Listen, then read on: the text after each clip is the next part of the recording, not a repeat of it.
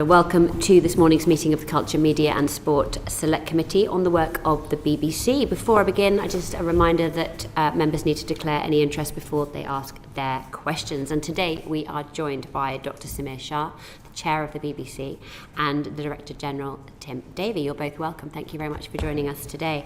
We last had you both in front of us in March of this year, where we spent much of the session talking about your handling of the BBC's coverage of the Gaza and Middle East, your approach to impartiality, and the need for some of the urgent improvements in the workplace culture of the BBC, which I know, Dr. Shah, you've spoken a lot about.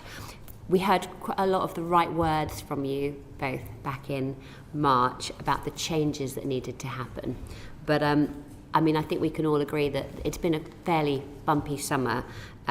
By July, that sense of crisis that seemed to hang over the BBC was growing again, and the findings of the review into the Gaza documentary, How to Survive a War Zone, the results of the Lewis Silkin investigation into Greg Wallace and Banerjee, and the BBC's live streaming of Glastonbury. So I think today, as well as warm words, we're looking for what we really want to hear from you is clarity, decisiveness about the action and the accountability that the BBC is going to deliver moving forward. And Mr. Davie, I want to start the questions with you. I've barely had a conversation with anybody about the BBC this summer, whether that's either with the media or with my constituents, that didn't start with me being asked, should Tim Davie resign? How much has that been on your mind this summer?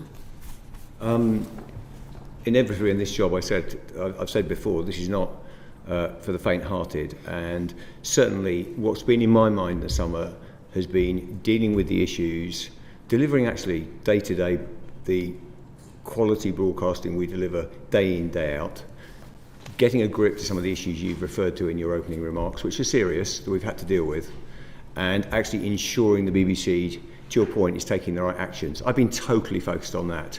For what it's worth, while dealing with those issues, I've also never been more passionate about public service broadcasting and our need for public service broadcasting and the need for the BBC. So clearly the issues you refer to are very serious. They need management, they need grip, but also what I've also been focused on is ensuring day in, day out, we deliver for audiences paying the licence fee, great value from the BBC. That's what I've been focused on. I mean, even someone of your expertise and experience in the heat of the BBC must have been feeling the pressure this summer. If I said I wasn't feeling the pressure, I don't think I'd be, would be inhuman. I think public life and public accountability, it's absolutely appropriate, like people like myself, and we've seen it in politics, we've seen it in other areas of life, which is when you are in these public jobs, you should be held accountable. Absolutely. I feel that. I know the top team of the BBC take it very seriously. We want to grip the issues, and that's absolutely at the forefront of our minds. We are accountable. Now, with regard to my position, that's one thing is not in my gift, but from a personal point of view, I can tell you, look, the BBC is at the centre of national life. It's never been more important and more needed in my view. But my job is to make the right decisions, get a grip. When we make a mistake, be very transparent about it. And if I may, one of the things we should celebrate is the fact that we have a free press, unrestricted. Even within the BBC, I often have pretty tough interviews, quite rightly, from BBC News. That process is really important. So my focus has been navigating that through and just making the right decisions as a leader with my top team and the rest of the very good staff across the BBC, of which thousands are doing flawless work day in, day out, and we should be very proud of them. You've spoken to us a lot, but in March and previously, about a lot of the work that's going on to try and change the workplace culture at the BBC. And you said just a second ago that a lot of your summer was spent focusing on the changes that you want to see. So are you able to assure us today, are you able to give us your categorical assurance that whenever we next have you in front of us, there won't be a scandal of BBC talent abusing their position, which you need to apologise for? Well, firstly, I do think we're at an incredibly important point for the industry. And many of these issues have come out, have been historic, some more recent, but we've talked about it. And I take your comments, which is words are cheap. The issue is what actions and what culture are we delivering on the ground in the BBC. Now, what I would say is since, I can't remember exactly when we last met, but over the last months, if you look at the actions we've actually put in place on the Respect at Work review, I think we are at a moment where we are beginning to reset the industry. And there are very specific things I can do, Chair, in terms of the actions and grip we've taken to do that. With the learnings we've had from these historical cases where, we've had to act. And I can go through the report. If you look at the Respect at Work review, we are implementing those rigorously.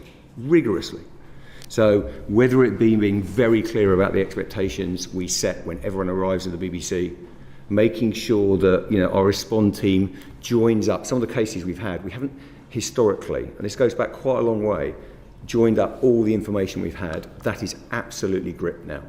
Now, can I give a categoric assurance that I'm never going to have someone abusing their power in the BBC and that we don't face issues? No. Because culture is an ongoing work. I think all organisations, even this week, the work we've seen with the legal profession and others, I think we're at a moment in society where we are literally, you would have heard our campaign, calling it out, flushing out the issues, dealing with them, and being very transparent about that. Now, as an organisation, we happen to be in the public eye and have high-profile individuals.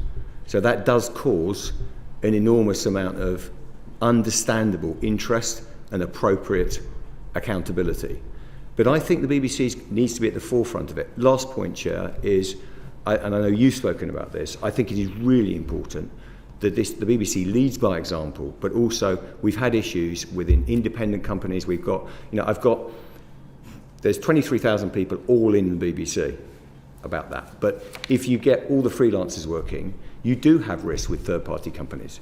And we've seen that in a number of our issues. We need to support bodies like CISA now emerging, critical, so that, and we now have a process, and I think things have changed since we last talked to the committee.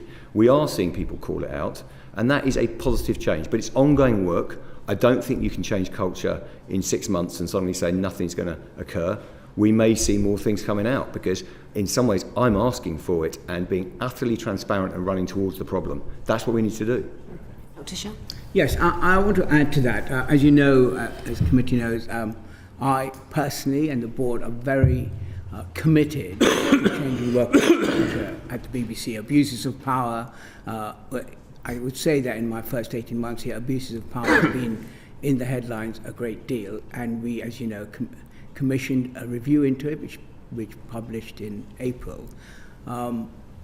There were a lot of action points there, and I was very keen that these were actionable, they actually had an impact on the ground. And I think that Tim and his team have really responded extremely well. My view about this, two things. First of all, is it working? That's really the question. Does this actually work? And I can tell the committee and that there have been very serious disciplinary actions, including dismissals, as a result of people calling this out. I think that's a system working. And I think that some of the cases you're talking about are actually a result of that. And I think that that's very good. I have monthly lunch meetings with junior staff just to find out what the BBC feels like from their point of view. And at each one, since we announced it, they have discussed this, they raised this. Very interestingly, and they do feel that there is a real commitment from the top to call out bad behaviour in the workplace. And I think that's good. I think it's good they should feel. But one of the things that the review pointed out is that junior staff are kind of reluctant to speak out because they're worried about their careers, they're worried that what. Yep. And I think that's a really big problem. So to have junior staff speak to me and say they now feel able to speak out is good. And the proof of the pudding is in the, it is changing. Now, my view is, it doesn't matter how many policies and practices you put in place, you will never fully eliminate human behaviour or misbehaviour. So to your last point, I suspect, and in a way, as Tim pointed out, this is actually evidence of the system actually doing its job. People will call people out, and we will get, and because it's the BBC, if it's somebody famous, it'll become news. But I would look at it, and the board would look at it, finally we're getting to grips with this. We're actually taking action. And you shouldn't underestimate the impact of that on the staff. Because quite often, one of the other things that people have talked about is that, well, we raise it, nothing happens. Nothing happens, so what's the point of raising it? So this is really quite important, that things do happen, and when they're well known, they become high profile, but things happen which aren't high profile, but just ordinary people. Yeah, just on that point. Yes. Good morning, gentlemen. Good morning.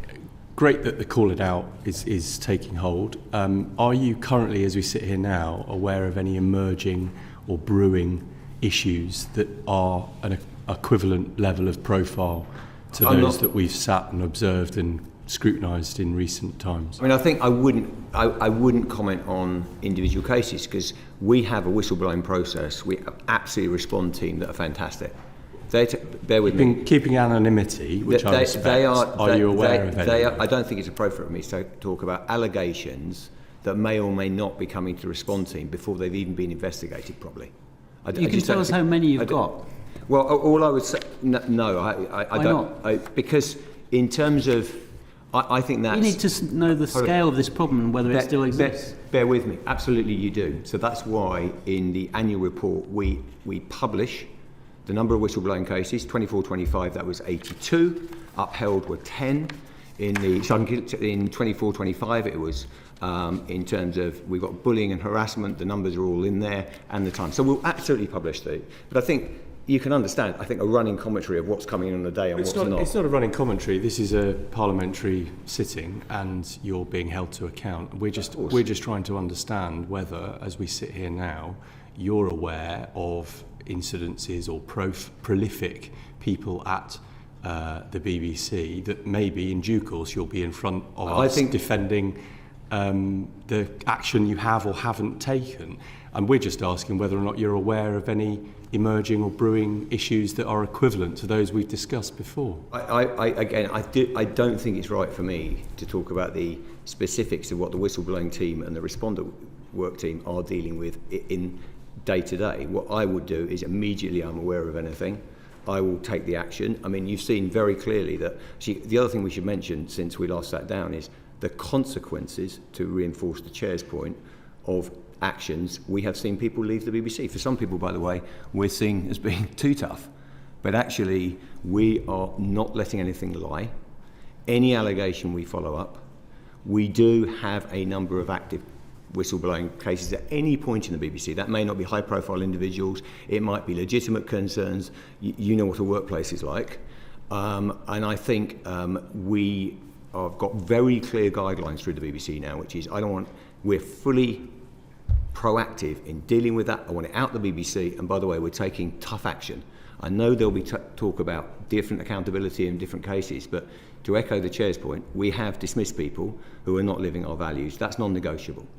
And you'll have seen it with all my high-profile individuals leaving the BBC as well. We will take those actions. But I don't think I can go further in terms of the thing I would where add is, I would mention, again, Tim has mentioned it, we're working very closely with CISA about the industry as a whole. Elena Kennedy, as you know, came to our launch, supported us, and recently CISA has listed us as one of their trailblazers. I can't tell you that this is a real issue for I know it's an issue for other industries, but it is an issue for our industry, not just the BBC, but the independent sector. I've worked in the independent sector. It really is something we need to root out. And I'm very proud, can I say, first of all, to get the trailblazer, that I genuinely think that this time the BBC has shown real commitment to stopping this, and taking the tough action is needed to stop it. Now, as a board, we have asked the executive to report back to us on the outcomes, what's the number, Mr. Moore was saying, how many, that's what we're going to ask now. Once that process has gone through, what's been the outcome? And how do the staff feel? How do they feel about working in the BBC? Because we measure this. It's important that the staff feel better and better about working at the BBC. That's why I'm so passionate about it. This is real serious abuses of power. I don't know whether it's human nature or something, but it happens everywhere, but we have to stamp it out. And we have to, as a leadership, say, we're not going to tolerate it. It doesn't matter how grand you are, how famous you are, how important you are. If you behave badly and you abuse your power, we don't want you working for the BBC. I think the last point I'd make is we have to make it a fair process as well. So we've seen in the many spheres of life, you can put up an allegation that does need to be taken seriously and properly. That's why I'm sensitive about it, because I think we will be transparent. I'm certainly not trying to not be transparent. But I do think we need to honour the process, which says fairly, if someone makes an allegation about someone, are we doing justice to that? Because, you know, every institution, and, you know, we all know that, you know that, needs to get about its business to reset the culture. I think the BBC is doing it. Honestly, I mean, one of my legacies, I passionately believe we can reset the industry in a way. And this goes deeper than just dealing with problems. It's also about accessibility. Everyone feels welcome. Are you getting it? I feel very personally fired up about it. But to the chair's starting, you know, or earlier remarks, words are cheap. The issue is what is the experience on the ground for every team in the BBC, and that's what we're trying to fix. Talk about MasterChef quickly. One of the participants that was edited out of the current series of MasterChef initially said that the show should not be aired because prominent figures have been abusing their powers. What message does that send out to women? So what message are you sending out by broadcasting this series? Well, I think it was, as I said publicly, it was a very tough call. It was right in the balance, because we had, you know, obviously these chefs, the vast majority, apart from 2 for 48, I think it is, had wanted the show. We talked to all of them. We were very sensitive about it. The team said, do you want to air it? Is there any other concerns you want to raise? And the vast majority wanted it aired. Yeah. So you did have that balance. I think the consequences for the individuals who have presented MasterChef have been very significant. They're no longer working with the BBC. So there are those consequences. The other thing in my mind is people can choose to watch it or not. So there's an element of trust in the audience. In our research, overall, people supported the decision, but you know, I don't think it was an easy decision. I absolutely respect that view. I think it was, on judgment, the right thing to do, but I understand you could see both sides of the argument very clearly. Thank you. Damien. Thank you very much, Chairman.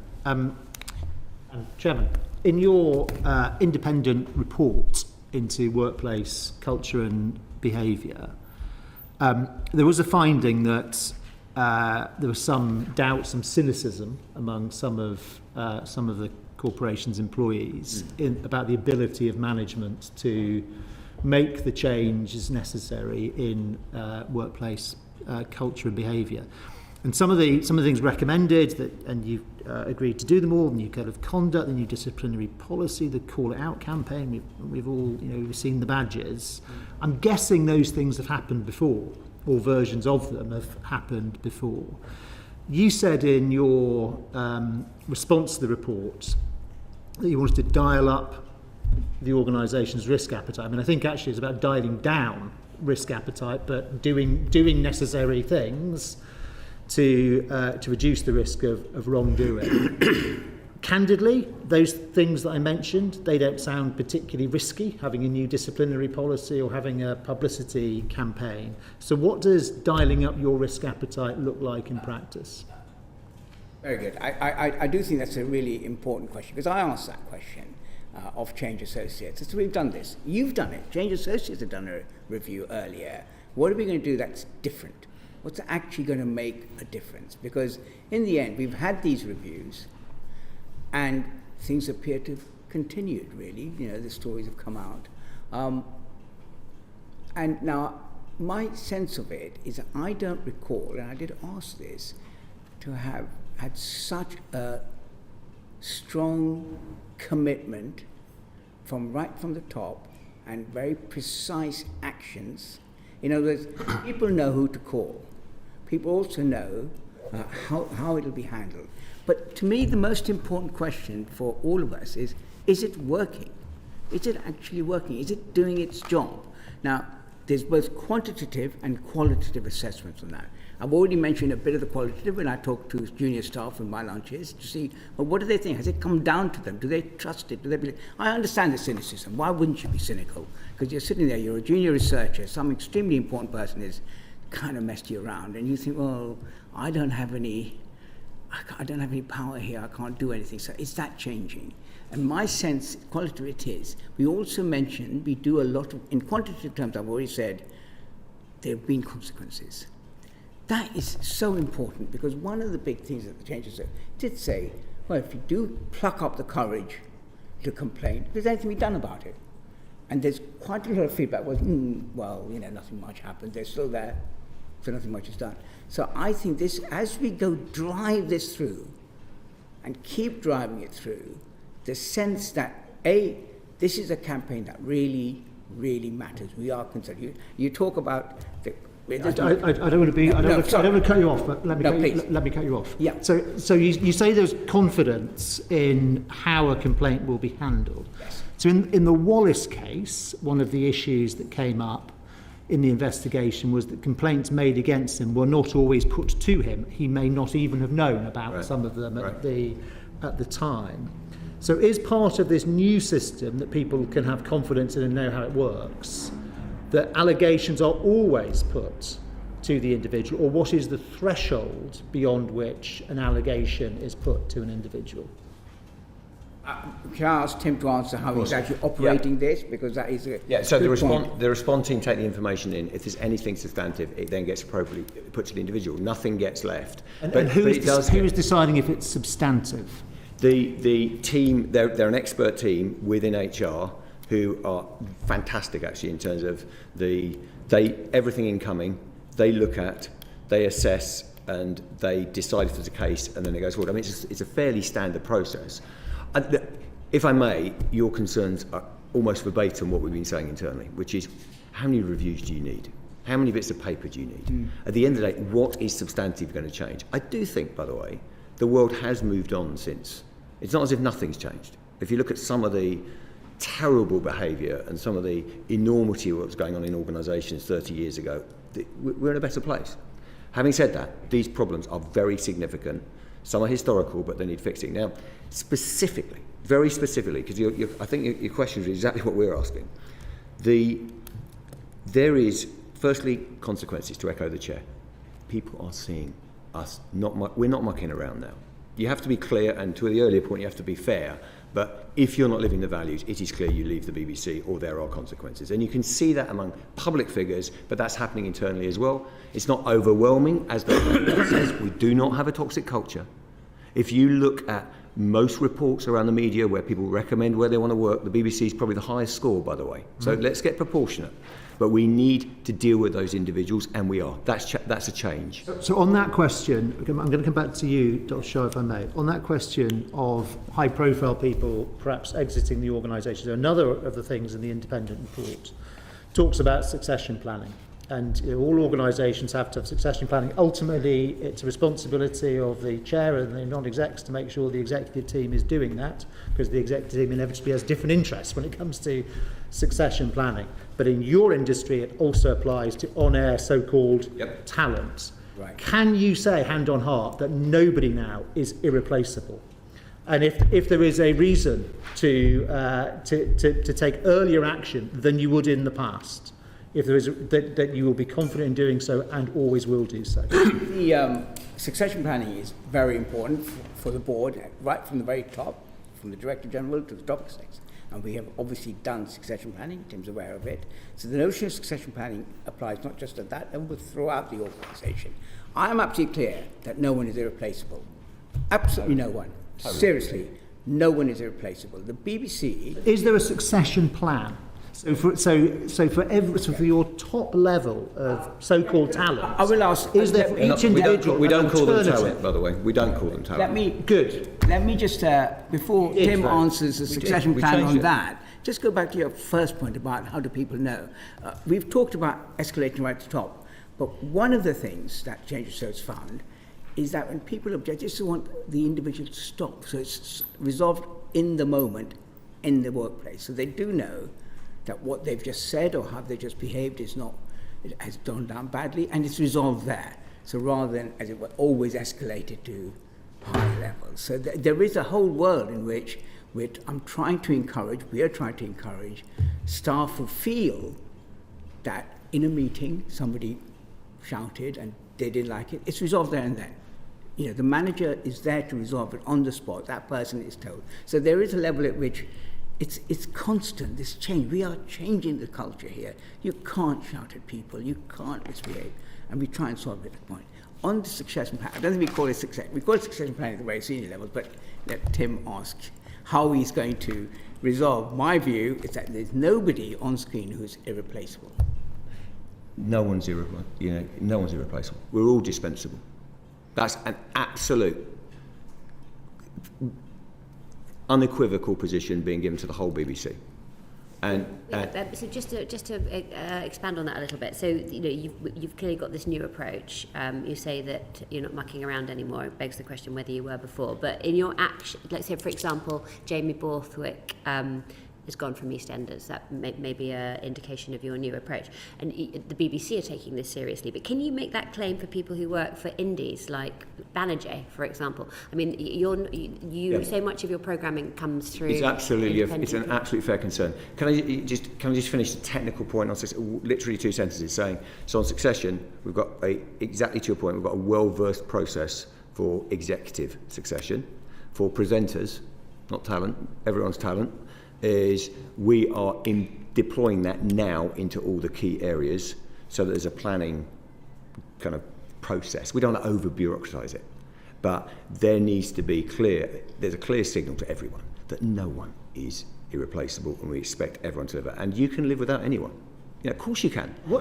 So I need to go back to the. Yeah. Should I go back to the chair? Sorry. No, but sorry, I need to finish. I just wanted to log that specifically. We are doing that work, and it's underway. We're nearly there on the presenter side. But I just need to draw something slightly more out of you on that, if I may, and then I'm done. And I'll get to it. So when you say we're doing that work.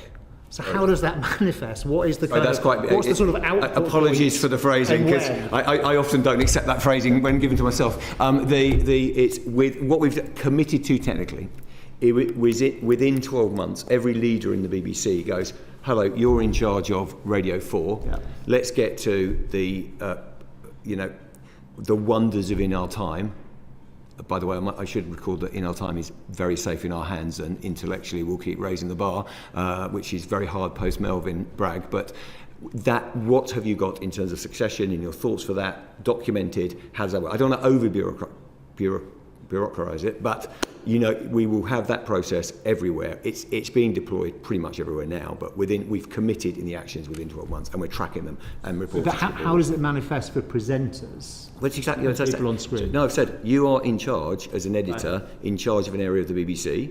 Yeah, whether that be your key strands, whether it be your key programmes, you would have a clear view on, if you didn't have that presenter, who would you have? It's just the same. In my world, historically, that's how we've run executive teams. I know all my top tier people, who are the people who could do their job, where they are, whether they're 3 years away, 1 year away. This is standard process for an organisation. We're just deploying it into the world of presenters. And that 12-month process, I think it's not a 12-month process. We're having it done within 12 months. Okay. But it gets constant. The question's the same though. When does the 12 months end?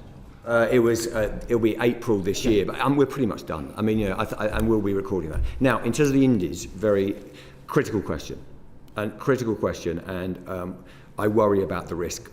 Yeah, and I think the answer is there's 2 broad strands of thinking that we need to change, and one is we're making sure that the BBC process and all the if you go now, one of the things that whether it's mucking around is the right phraseology, but one of the areas I'm pleased about is, and it was a personal thing, is sometimes it was a little confusing in terms of where you went versus whistleblowing versus a bullying and harassment claim. And for me, if you're a lower level member of the team, you might say, well, I just want to raise something. Mm-hmm. So if you now go to the BBC, very clearly there is raising concerns. We can share that with the committee online, and everything is clear. It's very, very clear. All right, as well as speaking up to your boss and all those things you can do otherwise.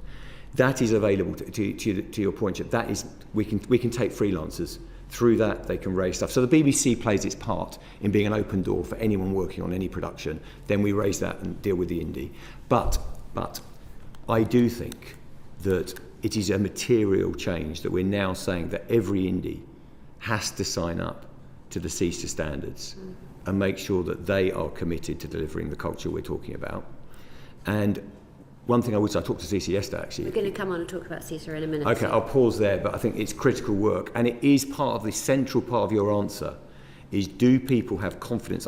Within the BBC we've got work to do, but do people have confidence if you're a young freelancer joining a production with, let's be honest about this, people in power who've been there for 10 or 20 years, what's the route where you independently can raise a concern without worrying about your career? And on that note, I was going to ask you about freelancers. Thank you, Chair.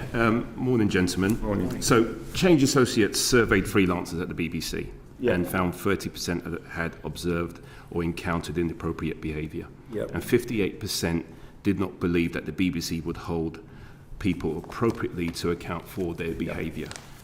Do you recognise that sentiment within your workforce? Absolutely. Absolutely, because I think we're saying within our workforce, they're freelancers, so they're absolutely part of our workforce, but they're not employees. So you've got this. I think there is a worry. There is a worry that they feel more vulnerable. Remember, this is a broader creative industries issue because you've got people often doing short-term work. They're very worried about keeping their job. So I recognise those issues, and what we need as an industry to do, and it is a reset. This is a big moment for the industry, to make sure that everyone is very vocal. And I think the BBC is getting there, but that there is no consequences for raising concerns, okay, in terms of your career. There are still this is still traumatic for anyone to raise a concern. You guys know this. You've worked with people who raise concerns. So that is why we're addressing it. I mean, things that substantive things have changed to the earlier challenges. The formation of CISA. What I would like, and I'd say it is, I do think more production companies to sign up and with CISA, talking to them, working on the standards, joining. The BBC is absolutely leading at the forefront of this, but I think others could get on board. Banerjee should. I'm not. I think it's not for me. I'm saying every production company should including be. Banerjee. Every production company. Definition. Can I hear from yourself? Again, I think that's a really important point you've raised. Having worked in the independent sector, there's another layer here, which is as an independent production company and you're using people, you have a relation with the BBC, and you don't want to jeopardize that. So in the same way that I talked about junior staff not wanting to call out powerful people, as an independent, you're feeling, do I want to create trouble here? So it is a real problem. So we as the BBC have to say, which is the whole point about with independent production companies, that we expect you to follow our standards. And if you do, we're not going to, put grief on you. We invite you to do that. So I think that's another job we have to do. We're doing the job internally. We need to do the job externally as well. And I think, again, that's why I rather like the changes. They actually hit upon these points. These are really important, difficult things to do. Thank you. So to that point, obviously, Tim, you mentioned sort of your Respect at Work review. Yeah. So I know the panel have asked you this, and you've kind of you've spoken about the seriousness. I kind of really want to go back to that. How serious now? How robust is it? Is your system based upon the higher the profile, the production, and do your sort of freelancers feel lower down within your organisation? Do they feel that they have access to the same recourse? Great question and really important. Again, I hope everyone's read the Respect at Work review, because I just want to emphasise, and I'm not trying to be defensive about it. And can I just say something? No, that's apologies. fine. No, I just want to add a little bit before, so you can actually answer fully. I want you to specifically state, what have you been doing? What is your organisation? What have they put in place for freelancers to actually raise complaints? Very good. So just to go back, please do read the Respect at Work in the round, and what it says is actually, I emphasise, not a toxic culture, but pockets where things are not right. But then I do think, to the Chair's comments, the risk around freelancers is higher. There's no doubt. Because you're more vulnerable if you're worried about where your next job's going to come from. So we recognise all the issues. So quickly getting to your point, just in terms of principle, I think it's a really important principle, and it links to this idea of, frankly, pandering to people in power. We have an equal process for all. Okay, I don't think we should be treating. Obviously, there's communications and press issues if you're dealing with a very high-profile individual, but in terms of the process, absolutely, we should be treating people equally. And being fair and appropriate, because that's also, to be fair to people in the public eye, that's also an issue in itself, that they face often, issues that have completely inappropriate, and you'll recognise that in politics as well as the BBC. The very specific things to your comment are, firstly, I mentioned them, so apologies for repetition, but we have done a couple of things. One is there is a very, very clear, and I'm happy to share it with you, and we can look through it actually, which is Raising Concerns hub, and it's simple and clear, and everyone can go to it. So we say we can drive everyone to the same place and say this is where you raise concerns. Yeah, and be very clear about that, and that's to me that's basics, but we've really tidied that up in a way that I think is very compelling and leading edge. The second is this idea of the response team and making sure we've got the right resources to handle it, so when that comes in, they're treated and it's properly dealt with. The third thing that's different since we last talked is CISA. And I'm repeating myself here, but working with an industry body, because they may also go, look, I don't trust the broadcaster, I'm worried about the BBC, this, that and the other, I might want to go to CISA and go to an independent body. How powerful is that? And I think that is a change. That's a big change to the industry if we can get it. But we do need everyone to support CISA. We need everyone to support it so that we all jump together and say, there's a body. That is a massive change if you're a freelancer. You can go to a third-party body with a clear process. And the BBC is, a full member. We'll be working our way through with CISA. We want to see everyone else. So those are changes for a freelance community. Anything you can do to compel the independent companies you work with to become CISA members? I think what we've got to is we now contract within our contracts. So you have to meet the CISA standards. We could debate whether we can say, I don't think within the contract we can say you have to join a certain body, but you have to meet the standards. Now, I've made my expectations clear on that. There is a final point, which is, and it is softer, but probably as material as anything we've talked, which is at the beginning of a production, making sure that executive producers and commissioners set the standard very clearly. Yeah? I mean, those of us who've led presentations, part of it with my team is this is what I expect, this is what I don't expect, on this production, this is what's acceptable. So part of the Call It Out campaign, I know we've had the more soft stuff, is actually making sure that on every BBC production, and that is a learning that continues, with the issues we've had that are significant, I think at the start of every production you need to be very clear with everyone, this is how we work around here. Mm-hmm. Thank you. Can I just add, Mr. Lowe, just to be clear, this is not just about production. It's not just about, we've talked a lot about it. I met about a month ago one of Tim's senior executives, not in the editorial production area, in a routine meeting, and he talked to me about how, as a result of this review, one of his own team has been reported and he's now left the BBC. So it's important to know that whilst our focus is on production, and that is important, it's actually throughout the whole organisation. We're not saying this is an important part because it gets involved, but actually other bits are important too. Thank you. My last bit, Chair. Do you, with regards to your sort of freelance staff, are they part of your surveys, your internal staff surveys? I believe they can respond to the staff survey. Yeah, I'll double check that, but I think they can. Yeah. Sorry, I can give it. I'll come back to you on that. Yeah, are they aware that they're absolutely part of our team, and we need to make sure that. I mean, what I'll do is I'll take that away because we may want to look at full-time staff, but make sure we've got the right. It's an utterly fair point. I can give you an answer. I haven't got it here in terms of where it exactly stops and starts. Right, cool. Thanks. Bye, Chris. Yeah, thank you, Chair. In my dim and distant past, I was a freelance broadcaster. Do you have any data on the threshold by which a freelancer would feel comfortable reporting bad behaviour as that would compare to someone who was employed? And as well as how that would compare to people who are employed, do you have any data on whether the length of tenure of a freelancer, or indeed the pay point of a freelancer, would impact that threshold by which they would feel comfortable reporting? I'd love to see that. I haven't seen those cuts you're talking in detail. They're very valid points, by the way, in terms of, and I'd be interested in seeing them. As simple as that. I haven't seen something that actually manages tenure and status. What I would say, I mean, the only thing. Have you asked for that? Sorry? Have you asked for that? I don't think so. That cut. I mean, I've asked for a lot of data, but I don't. It's very interesting. I'm quite interested in asking now.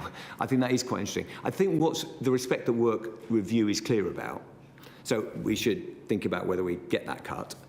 The interesting thing is it is clear from the Respect at Work review that if you're a freelancer, you're more worried about raising a concern, and if you're more junior. So if you put those two together, it's not going to surprise us if those two factors do influence to your question. Yeah, but I think it'd be important to know. The other one I'd add is, what assurance do you have that the people that you have undertaking the surveys have that appropriate understanding of the mentality and the motivators of freelancers, when I would imagine that those from the survey takers, the survey makers, are probably employed and less likely to be freelance themselves. Yeah, we normally use, world-class agencies and research. I haven't got to worry about methodology, because we could share a bit with you, but I don't think that would be an issue. I think the issue is just getting to the other point, is just getting the data. I'm not worried about that. Good, thank you. James. Thank you, Chair. Hello again. So, focus a bit on editorial standards now, this section of this morning. And I want to take us back to Glastonbury and the live streaming of Bob Vylan. Tim, did you misread the situation when you were told about what had gone on? And were you shocked then when you saw the chants to death to the IDF and a crowd being whipped up into what I would describe an anti-Semitic frenzy? Yep. What was your response on a... I don't think I misread it. I just got there when I heard about it about 5 o'clock, post the performance was well done by then. And at that point, I knew absolutely that it was an anti-Semitic broadcast. So my decision was to get that off on demand. Simple as that. It wasn't too complicated in my mind. Okay. And to your point, I do think it was deeply disturbing. Deeply disturbing. Personally, I've talked to many people about this. I thought it was deeply disturbing what happened. The BBC made a very significant mistake, very significant in broadcasting that. But, the fact that those words were broadcast to that broad audience, it was frankly very, to your point, it was disturbing. But no, I think when I saw it, or heard it, or heard what had been said at about 5 o'clock that day, it was very clear. Get it off on demand. We're not broadcasting this guy. By then, in some ways, with regard to what happened after that and all the issues around it in terms of the coverage and everything else, but at that point, you broadcast. It's been performed at Glastonbury. You are where you are. But yeah, no, I think I did the right things. So did people that report to you misread it as it went out? And do they need checking on what they consider to be anti-Semitic or not? Of course. That's absolutely what we've done in terms of the investigation, consequences for individuals that we're working through at the moment. We're in the midst of that, so I can't talk about that. But look, we had very experienced individuals who managed a lot of live output over many years, and they read it as harm and offence. They put warnings up, but they didn't pull the string. Yeah. And we could. One of my, there were many things to be upset about, disappointed about in that awful performance. With full candour, as a avid new music consumer, I have a Bob Vylan record which I will not be listening to anymore. But any level of due diligence by your broadcasters would have seen that they are prolific on matters of race, that they embrace a degree of anarchic punk. I would not have thought they would be capable of such appalling chanting and leading chants. Yeah, right. But what due diligence was done? What soft Googling would have found some pretty obnoxious stuff. It certainly would, and it's absolutely the questions we've been looking at and some of the things we've fixed. I can go through the actions that we've done, which would quite categorically prevent what happened. So this is a grip issue. We have gripped it. There's a very specific thing we've done, which is essentially if something is a high-risk act in the way you're talking about, we've now put it on delay. I say it with slightly heavy heart because we've always embraced live music. We like live. It works. We've got many, many years of delivering it, decades. You might have put a delay on. We might have done. No, with the glory of hindsight, boy, I wish I'd done. The glory of foresight is the point I'm making. Right, so let me say specifically. So the team did meet. They did talk about things. They looked at, and they rated 7 acts high risk. There was only 1 act that was kneecapped, that was put in a different category, which was we'll need, just because the risk levels are so sky high, that'll have to go on demand. Yeah? Win a delay. So to your point, they did do due diligence. They rated it as something where there might be, and to your point, music always, you always are, where does politics stop and start? Where does hate crime begin? All those things are difficult. Yeah. In this case, by the way, not complex to say that this was an anti-Semitic broadcast, but they didn't judge, they judged the risk and said, okay, we can put warnings up if this comes and they can pull the stream. What happened was well-intentioned people made a mistake of not pulling the stream. What they did was they put warnings up.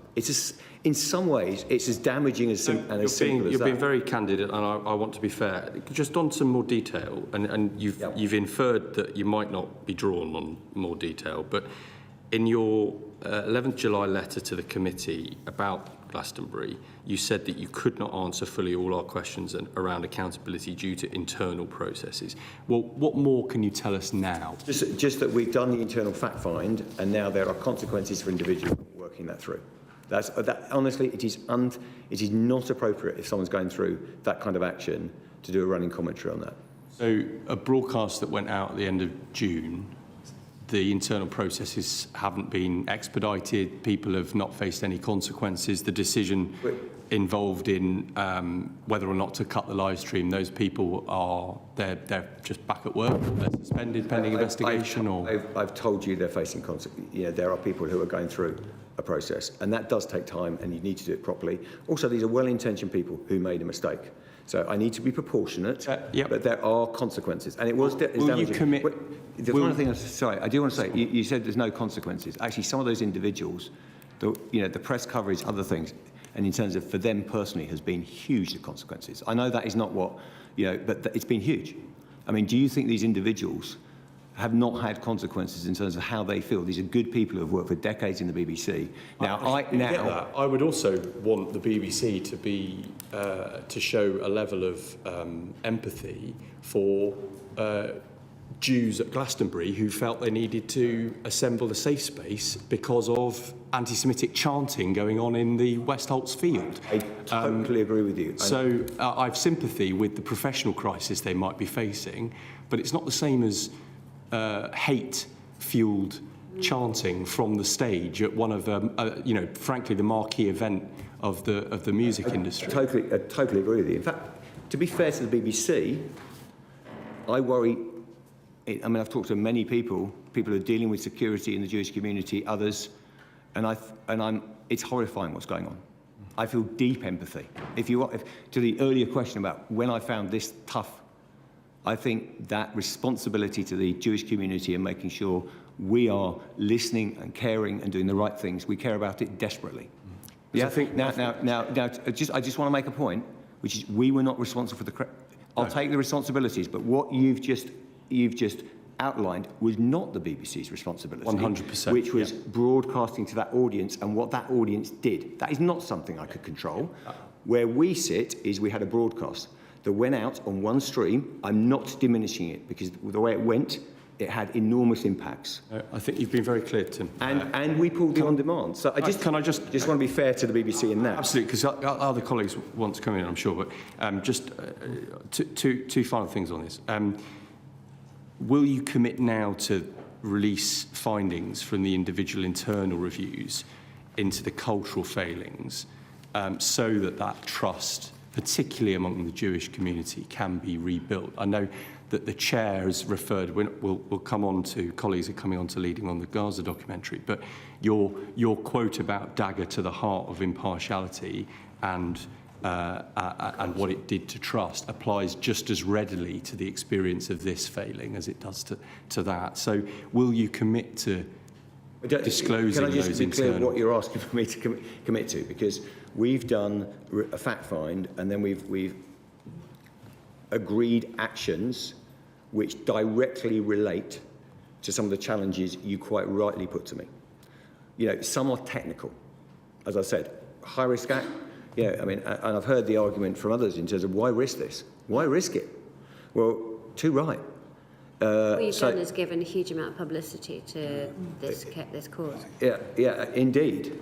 So, and there's deep regret there about that. Now, we've got technical things. The other thing, though, is, and it links to broader issues around, in terms of culture, where we are as the UK. I worry about it. I worry about it. So the BBC needs to be as inclusive and clear. So things like making sure we have training around anti-Semitism and Islamophobia across the organisation to understand very quickly, if you hear this, this is clearly in this category. All those things, and this is best practice, by the way. We've seen it in other organisations. We're deploying it to everyone across the BBC. It probably relates to some of the discussion we may have later on Gaza and other things. We've got work to do. I don't think the BBC in any way intends to do things. You know, it's often where motives are ascribed to us, but I tell you, most people at the BBC are deeply worried about this. They want to learn, and there are learnings both culturally. Now, I can summarise that. We've done the action steps. What I don't think is appropriate is we give a running commentary on the. Is it possible that you can write to us when the internal disciplinary process is completed? We can write to you. I don't know what I can. I've got to take the right legal advice in terms of what I can say about that. But absolutely, we can write to you. But did you want to I comment? just had a small add-on to the Glastonbury. I mean, of course, these things have consequences. We see a rise in anti-Semitic incidents when these things are broadcast. But I've had an email from a staffer in the corporation who said that staff are repeatedly asked to work for free as part of development opportunities, and this particularly happened around Glastonbury when it was being advertised amongst people that are keen to do this for their CV, and that means inexperienced, poorly trained people working more than one job. These are the type of volunteers that come forward, and that leads to these kind of slips. Do you have any comment on that? This morning, you keep saying no one's irreplaceable. We've seen The Guardian reporting in July there'll be 10,000 cuts, 10,000 staff at risk back office with AI replacing these roles. The last, I wouldn't put too much store by the last statement, but we can do that separately.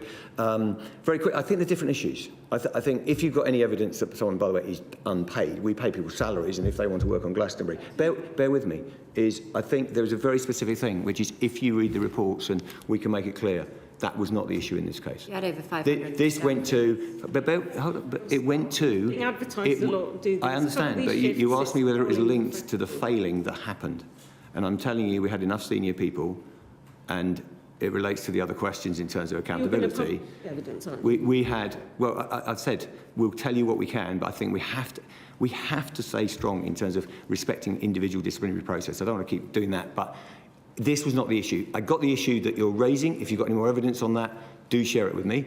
Separately, I don't think that was what caused this issue. I really don't. Today, our chair was captioned with a completely other MP's name, so I don't know how much of this AI is taking over, and you guys are sleepwalking on the job. I'm not sure whether. As Esther McVeigh. I can see that wouldn't be ideal, but I'm not sure whether that was AI. I'll double check that. Thanks. We need to move on. But I mean, I think the point that you had 550 people working for you there, relying on volunteers is not necessarily the issue. Let's move on to Gaza. Did you want to kick that off? And yes, thank you, Chair. Just briefly, on Gaza and how to survive a war zone, continuing theme of editorial guidelines. Following Peter Johnson's report on the Gaza documentary, the BBC stated it would take fair, clear and appropriate action based on the findings to ensure accountability. Can you give us a sense of what actions you've taken, please? Are you asking about individuals, or are you asking about the Peter Johnson recommendations, or the whole thing?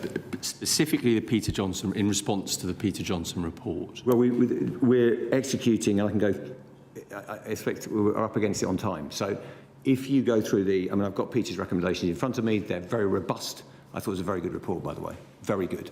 And we had to sort the wheat for the chaff a little bit in terms of all the various accusations around the programme. I thought he did a good job. It took a bit of time, and I don't apologise for that, because 5,000 emails, financial trails, all of that. Very specifically, we've got different processes in terms of more robust processes in terms of when we're working. We get back to indie questions as well, in terms of working with the indie, making sure we've got the right BBC oversight. There's also a leadership change we're making, which I think is material in my world, which is a new director of news documentaries and long-form journalism being appointed. We're hiring for that now. And we are putting in enhanced, what we call a first, forgive the jargon, but a first gate process, so that you start with really being clear on all the risks. We've got new guidance on Yehud and Yehudi, as you may have read. So I think we've executed the guidelines, the Peter Johnson recommendations, and we're in process on doing that. With regard to individuals, again, we're working. we're in the same situation actually. We're working through, we have a couple of issues in terms of dealing with one or two individuals in terms of not being at work, so we're working through those issues, but there are people who are facing consequences of what was a bad mistake. Well, it was a bad mistake. I mean, I think the report also says that the BBC also, there was Hoyo Films not disclosing fully that information was important to us as well. I mean, read the Peter Johnson review, it's pretty clear. Chair, do you feel that the BBC's house is in order on this issue, having said the earlier quote I used, the dagger to the heart, impartiality? Well, I stand by that quote. I thought it was a real mistake. I think that what Peter found, which was under the terms of accuracy, that we were not open and transparent about the relationship of the narrator to a Hamas official. I think that really does go straight to the heart of the BBC's reputational risk in terms of being impartial, in terms of being trustworthy. So I do think that was the case. I don't want to minimize what was the problem here. I think it was a problem. In this case, it was sin of omission. It's just as serious as sins of commission. I think on the issue, you didn't raise it. I talked to Peter about his report, and I asked him about impartiality, and he said, and I think we agreed, he was looking at it in terms of very narrow technical view of editorial guidelines. In other words, for example, were all points of view available, anti-Hamas as well as pro-Hamas, and that because they were, he did not find it on that technical point breached impartiality. But on the bigger point, which is what I was making, that still stands. I thought it was a real mistake, and Tim said, and we have taken fully all of his recommendations. I agree, it was very detailed. One of the things, I want to say, people often say to me, why does it all take so long? Right. Well, I was very concerned that no payment from the BBC went to Hamas. Now try and follow that audit trail to make sure, as best as we can, that nothing went. It's really difficult, but we really went hard, and that takes time. It's still quite arresting to hear even that as a prospect, isn't it? I know, completely. That's why we asked about it. I mean, it really is. So I think the report, but I do think it was a very big issue for us. Thank you, big Chair. mistake. Thank you. Paul? I declare my interest as a member of the National Union of Journalists. Issue of editorial guidelines, gentlemen. Obviously, there have been clear and unacceptable failures when it came to Glastonbury, which made the Jewish community feel unsafe. There have been clear and unacceptable failures on Gaza, how to survive a war zone. But I'd like to ask you, particularly the Director-General, you said last time you came to us, you tried to find a way to use some of the footage gathered for the film to tell the story in a different way. Now, many people, certainly my constituents and many of other constituents, feel that Israel's failure to allow journalists, including BBC journalists, into Gaza is an utter disgrace, and that as a result, we're having to rely on individual citizen journalism. And this film contains some very powerful footage from children on the front line. How are you trying to make sure that that complies with your own editorial standards so that you can reuse it so people can see the truth of what's been going on in Gaza? I welcome your words, because the first, I think we should all say that not allowing journalists into Gaza is unacceptable. I agree. And it really is, it puts, in my view, this is probably the toughest editorial coverage challenge we've ever had. Certainly, I say ever. 20 years I've been at the BBC, this is as tough as it gets. And we are finding the pressures on our journalists, security threats, buildings being attacked. It really is very, very demanding. I'm not just looking for sympathy there, but there's a technical point you raise. I will get to your point, but there's a technical point. It's really important that we all stand and say, look, we need access. Because we can look at a story like aid centres or whatever and hospitals, but there's nothing like having a proper journalist with our standards on the ground doing the work. So I would ask us to get access, and the idea that we can't go into war zones is patently absurd because we've done that for years and we know what we're doing. So that's a point well made. It puts everything, in some ways in a more difficult setting. Second thing is our appetite to give voice to, we may mention medics or to children in Gaza, remains undimmed. Okay, one of the things I find most demanding, I'm not looking for sympathy here, but is attribution of intent from our side. You know, you are clearly pandering to that lobby, you're doing, I'm going to be blunt, it's nonsense. We are trying to do journalistically our job. Okay? Precisely, so can now, I ask you specifically now let's get on to the this? point, on this film, how are you going to achieve on this that? film, we don't know whether we can air the, I tell you why, it's to do with consent, going back, doing all the footage on the rushes, the whole thing. The team are looking at it, but I can't guarantee that we're going to air anything. What I can guarantee is we are going to go after those stories, and we will be making sure we're not cowed to go after. When you see those stories yourself, I mean, I could do a quick edit job now and say those stories are valid, they can be put together. Why has that not been done? How far away are you from doing that? Because that would reassure a lot of your audience that you're committed to hearing those real voices on the ground. I take your point. I think there are real difficulties with airing bits of the film in terms of due diligence, but I will take it, and I can respond a little. I'll give you a more formal response from the newsroom and where they are. But my biggest priority is, actually, I'll be blunt, has not been to get that all back, but actually to get on the front foot and make sure we're telling those stories, because your points are absolutely well taken. Well, can I, in that vein, move on to the other documentary, Gaza, Doctors Under Attack, which was not screened by the BBC because you feared it risked creating a perception of partiality as an organisation. But how do you respond to the criticism that Channel 4 News had no problem actually fulfilling their duties? And don't you feel that actually you've just been overcautious? You've swung the pendulum the other way?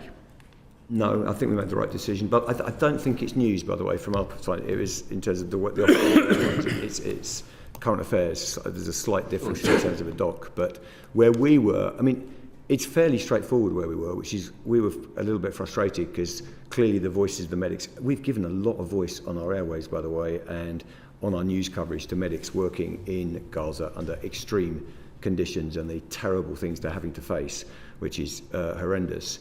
But in this film, it's pretty straightforward.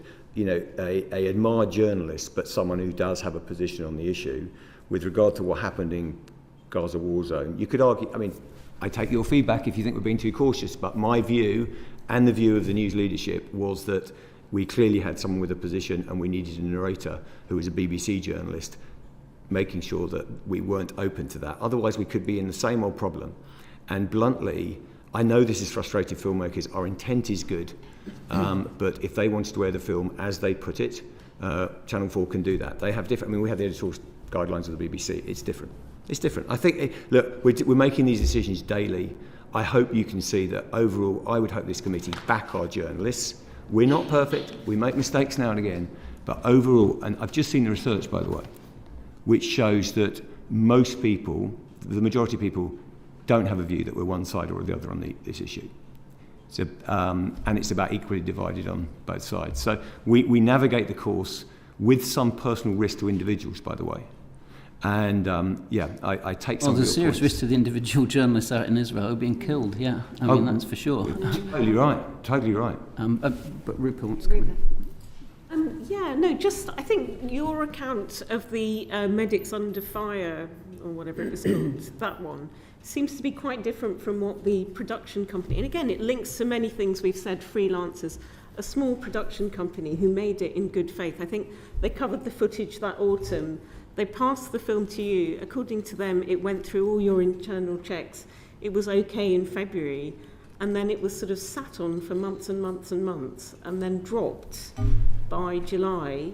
I think you went on Newsnight saying because of comments from the people who made it or something. It just doesn't marry up. I don't think it was me on Newsnight, but I think there's a clip of you on Newsnight. Oh, I see. Sorry, it was a Katie Razzle interview that went on Newsnight. It just. But it didn't. It did not go through all our processes to get aired. It's as simple as that. So we can debate. We can debate the ins and outs of. Otherwise, so somebody. With respect, at the end of the day, the BBC is the. No, I understand, but with respect, the BBC. At the end of the day, makes a decision, a final decision to air or not, and it made the decision I've said, and almost I understand frustration. I respect the indie. We were mindful of the work they've done. I think from their they've won awards for their work with Bataclan before. Of course, it's a respected company. Of course, it's a respected company. I mean, we've had we work with respected companies, but I've told you there was a technical issue with this film that led it to not being aired. Oh, sorry, what was that issue? Because we know, as Paul pointed out, that it was a perception of partiality. It was a perception of impartiality of the narrator. Perception, so that's not even partiality, it's a perception. What do you mean? Because when you're dealing with someone. Well, no. If I was trying not to upset people, I'm probably in the wrong job. But what I was saying was, it's very clear, which is if people feel the narrator of the film has a particular point of view and is on one side of the issue, then that is not. This is the doctor's one we're talking, not the kid whose father was. We're talking medics, absolutely. Okay, that's the first I've heard of that, because it does feel like you're bowing to some sort of pressure. With this war, it's being reported very differently to, say, the Ukraine war. I don't know why. Well, it's a different conflict. I think. Why are you so fearful? I don't think we're fearful. I think if you spent time, I want to defend the newsroom and the journalists. I don't think they're shaped by fear. And I don't think they're shaped by individual bits of lobbying. What they're shaped by, if I may, is our editorial guidelines. And this, the person who is, this is not a criticism. It is simply, I have to decide with the news team, do we think if we air the film, we will be seen as, is it seen as an impartial piece of work? And we had an issue. And that is the decision we're making on a regular basis. What I have to say, that if you look at our overall coverage, the leading journalism we've done on Gaza, the voice we've given to medics in Gaza, I just simply don't recognise the fact that... Or didn't have these same issues. They aired it, no problem. But I mean, you talked about lobbying. Can you tell us or can you publish how many conversations you have had with pro-Palestinian voices and pro-Israeli voices being lobbied by both sides? I don't know I'll have to come back to you on what we publish. I can tell you I'm talking to people on every angle of this conflict on a very regular basis. So Bloomsburg on Sunday, there was a very one-sided interview with Mike Huckabee, and he was stating as fact there's loads of food in Gaza. Every aid agency on the ground is saying otherwise. But there was no challenge to that. There was no person from the UN or from Oxfam or wherever. And it feels, I don't know, the only voice ever you see is Hussam Zomlot. I don't think he's been on that show for about a year. I think if you looked at our coverage of the UN, we've been absolutely clear on giving that voice. I mean, honestly, in this conflict, we're not perfect.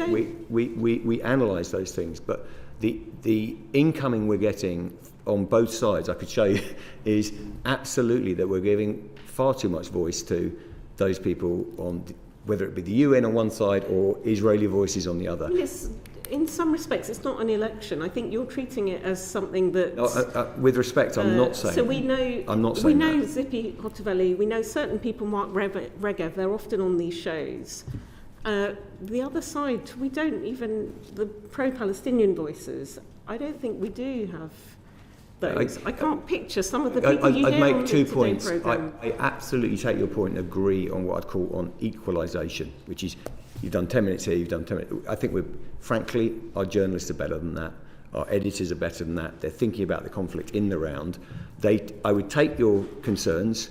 I think absolutely we are trying to give all voices. And I have to say, when people arrive on the BBC, and we may talk about this another, I think there's a cultural phenomenon that is you're giving voice to people. This is important that we get people on the BBC and we interrogate them and we journalistically, these are not people coming in for a free ride, they're getting properly questioned. In the Centre for Media Monitoring's report, they sort of painstakingly analysed, and I think they've got some statistics of a Palestinian death is not worth the same as an Israeli death and all that. I think it was, and even the fact that there's always qualification. I mean, nobody says Netanyahu, who is accused of war crimes, in the same way as... Do you see what I mean? That it feels like it's... And for example, the ICC was not covered by yourselves. I think you said the Post Office was more important that day. But those kind of things are just absent from your channels. I don't believe they're absent, but I do recognise the concern. Now, I've met the Centre for Media Monitoring. They do a lot of good work. We have a constructive dialogue with them. I think I don't know whether have you read the Asson report on the other side? Assison, yeah.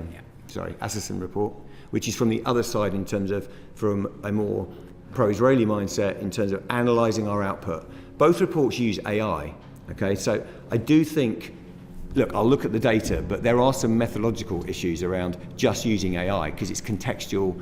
You need to look at how the reporting was done. It doesn't include live output. Having said that, I've sat with, and quite rightly, I'm very interested in hearing from the Centre for Media Monitoring, reflecting on some of their feedback, and areas like giving broader context to the conflict. I absolutely think we can be doing more work. So look, we're engaged in dialogue with those parties, and absolutely we should be listening. Okay, just lastly, as a former BBC staffer myself, I would say do listen to your staff, many hundreds of whom are saying that they're ashamed and fearful of the way this is being reported. And I know that at the recent all-staff meeting, the Medics Under Fire documentary was the most asked about thing. Because, you know, it's a disrespect for a small independence work done with integrity that you sit on it for months, give some spurious reason and another channel covers it. So I know there's real concern amongst your staff ranks. I've got them in my family. I think if you talk to different communities within the BBC staff, as with most organisations, but with the BBC... Most asked about thing in your most recent meeting, and yeah, people do notice these things. They're tired and they're put through unnecessary hurdles, and you get slips also like the Glastonbury. People they're are concerned. Tired, they're doing more than one job, they're being taken advantage of, a lot of them. Right, we need to move on. Liz, please. Thank you, Chair, and good morning to both of you. Good morning. Mr Davie, we've spoken about impartiality in political coverage. Turning to domestic political coverage. In recent months, the BBC has featured Nigel Farage's speech on asylum policy at the top of its website for an entire day, published endless comment pieces on the rise of reform, and even claimed coming third in the Hamilton by-election made reform the big winner of the night. How can this wall-to-wall coverage of reform be justified for a party with only 4 MPs? It may be worth hearing from the Chair initially, because we've discussed this at the Editorial Standards Committee and talked a lot about this. And I think, I mean, Samir, do you want to say something? Then I could talk a little bit about how we're handling it. Let me kick off. I chair the Editorial Guidelines and Standards Committee, which examines these sorts of things. And routinely we have assessments of our news coverage and our news audiences. And I think one of the things, as we all know, we were aware that the political system here and the electorate are fragmenting. It's becoming a multi-party state, and we want to know how BBC News will cover this situation, the new emerging situation, both in Parliament but also in the country as a whole. We had a very interesting report about it, and of course the reality is our coverage, BBC News' coverage, it reflects not just the party representation in Parliament, but also what polling is telling us about how many people support one party or the other, and what the actual numbers are. We know, you're right, of course, that Reform have Lib Dems have 70-odd members, Reform has only 4, I think, but Reform had 4 million votes. That's quite a sizable thing, and what we were concerned about, what we want to know, is how is BBC News covering that, this changing nature of Reform support. And I think what you're recognising, I don't think it's wall-to-wall. If you think about the recent Reform conference, it was doing what was happening. The events of the Labour Party took over, the Angela Rayner story took over, so I don't think they'd agree with you. We do it on terms of both their representation of the country in Parliament and news judgments, and that's how we approach it. And I think that because Reform have risen in terms of its popularity and its support, you might detect greater coverage of Reform and Reform stories, but that really reflects their own popularity, as it were, within the country as a whole. I think the important thing we want to make sure, and we as board want to make sure, that it's due coverage, that it's proportional to all those factors. It's not overreach, there's not more, there isn't less. And that's always a judgment. It's a judgment based on the general background about support and also on the individual day in terms of news values. And I think that suggestion that we need to make sure that we are adequately reflecting Reform voters in our coverage their views and their attitudes, as much as everybody else's, is important. And I think that's the background, the context to the way the news is covered. Reform. Are there equivalent plans to win the trust of supporters of other parties, including those worried by the disproportionate coverage the BBC is giving to reform? Indeed, all the parties, we look at the interests and the views of all the parties on impartiality and what their concerns are and what we can do to try and meet this. We're not going to change our position of impartiality and telling all parties. We're not going to change our own standards, but we need to make sure that the stories we cover address everybody's concerns, not just one party. We wouldn't do that. But let me just say, we've done this before. We've looked at how, in terms of demographics, what do young people, what do old people think about our news coverage, and how can we manage to maintain our standards but reach out to that group as well. So it's not, we are constantly looking at our news coverage and making sure that it is valued by all our licence fee payers and not just one sector or another. I mean, very quick from me, I think our only objective is to deliver fair and impartial coverage, and we're always listening when people think we're not delivering that, and the balances are wrong. I mean, I've talked to the leader of Liberal Democrats a number of times, and I think what we've got is we have got a challenge in terms of a new landscape. The two parties were 80%, now they're 60%, as you know only too well. And meanwhile, it is appropriate we look at latest election results polling and reform. I think it was an estimated national share of about 30%. They got the councils, they got the mayoral contests. I think we're trying to get the balance right. I think it is difficult, and to your challenge, I think we need to keep reflecting on, I looked at my question time numbers before I came here, you'll be pleased to hear, and I've got them in front of me, I look forward to that, but there were more Liberal Democrats than Reform, over the last period. All those things we're trying to look at, be fair. I take your concerns, that we are also a news organisation, so you do chase, we've got to, appropriately, when news is being made, things happen, and that might be of any shape and size in terms of the news, so it's very difficult to be utterly proportionate in that.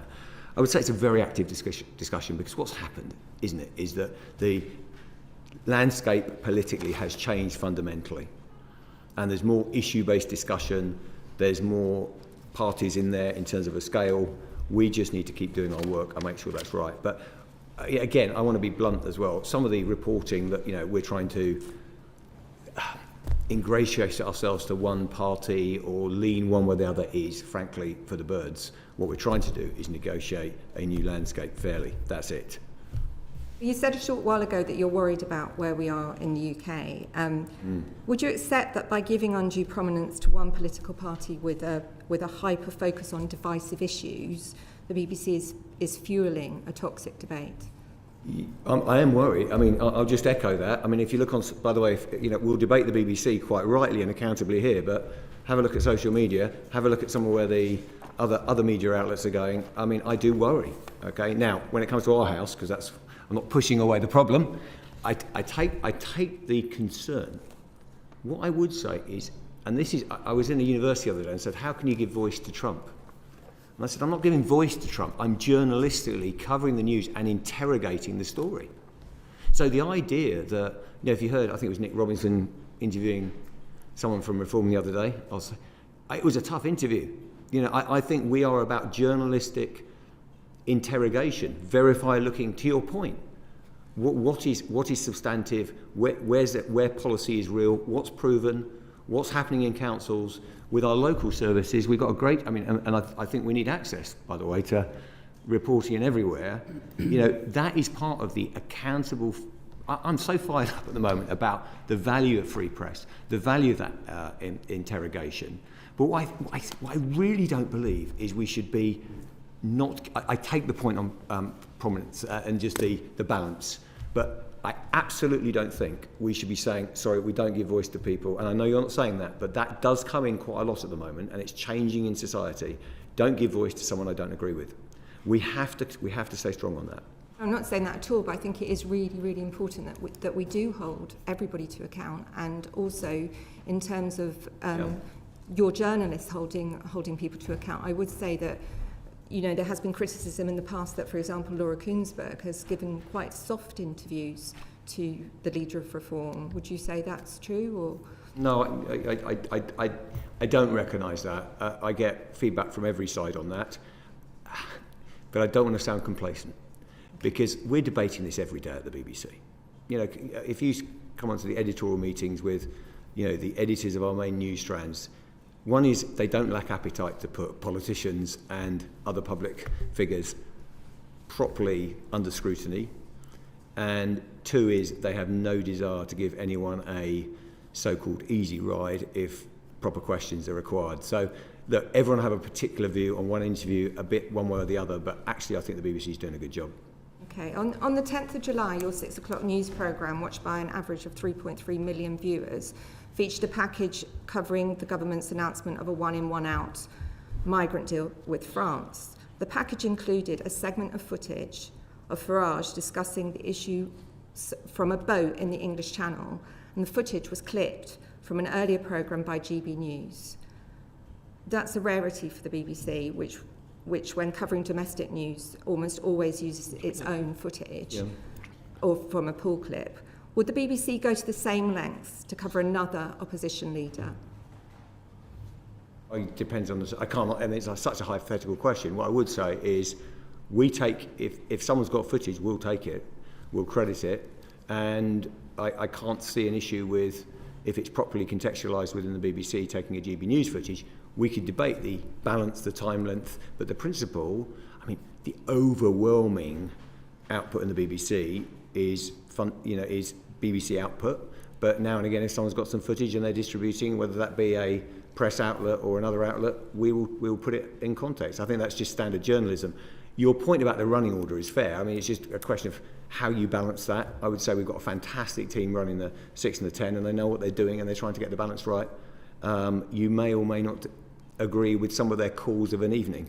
That is the nature of news. But in the round, I do want to just set a little bit of perspective. In the round, in the annual report, trust in BBC News grew last year. Yeah?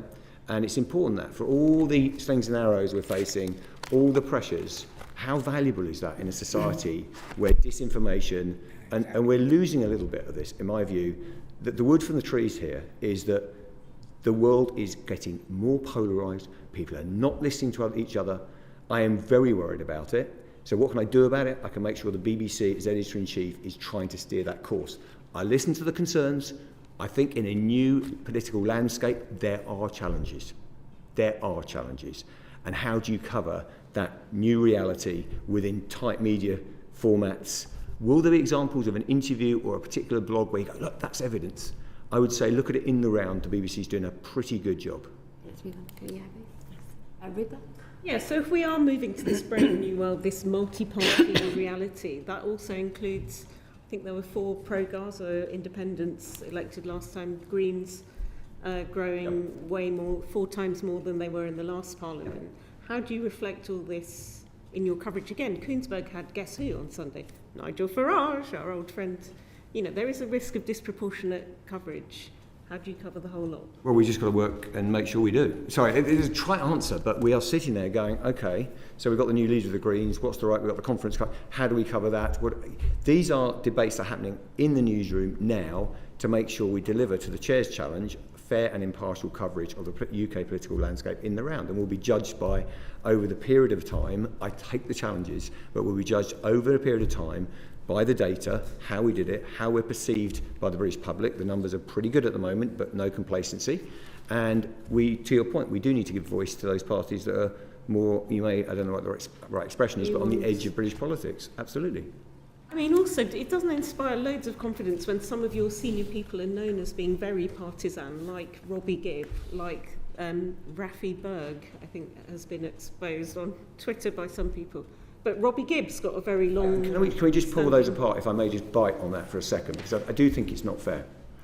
We've got reporters with a certain background who are doing excellent work, and forgive me, but I think it's unacceptable when people are attacking individual reporters because they may have... Reporter, it's people at board level. I'm talking about Rafi Berg. That's why I just pulled it apart.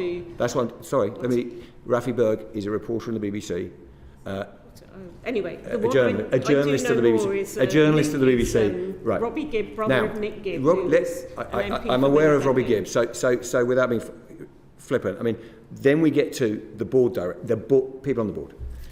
I think the chair can speak for how the board works. Right. If they've got little influence, that's one thing then. But so you're saying that they're not making these editorial decisions? Well, let's be clear. I know we're against the clock a bit, are we? Yeah. We are against the clock. Robbie Yeah, Gibb we point. need to move this on. But let me answer the Robbie Gibb point. The board consists of 14 directors.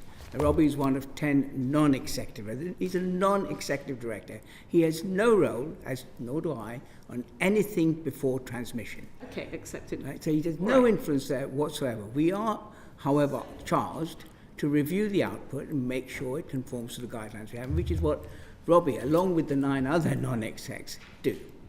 Okay, point taken.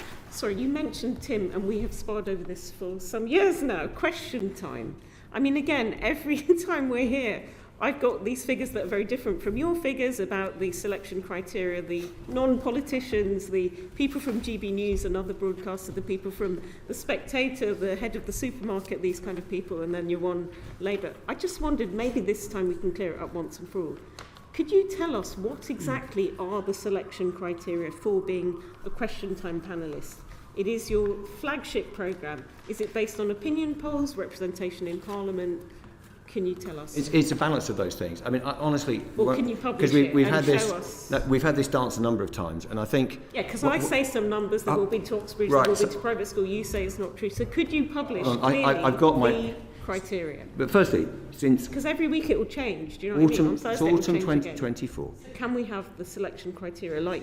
It's autumn 2024. We've had 34 Labour, 34 Conservative, 14 Lib Dems, 8 Reform. No, but I'm just... It's going to change on a weekly basis. Well, it's going to change. Know how do you get on the show? Well, it is a judgment from the editorial team to reflect the political landscape, but also those people who are... It's not just about party politics. It's about those people who have got a voice, those people who represent different areas of the community. I am more than happy to offer you, go and meet the editors, go and meet the team, and just they can talk you through how they do it. They're very good. They're very good. Well, look, I've got all the political positions of some non-politicians are up for debate. The following split is as follows. Left 24, right 24, neutral 12. And that's since autumn 24.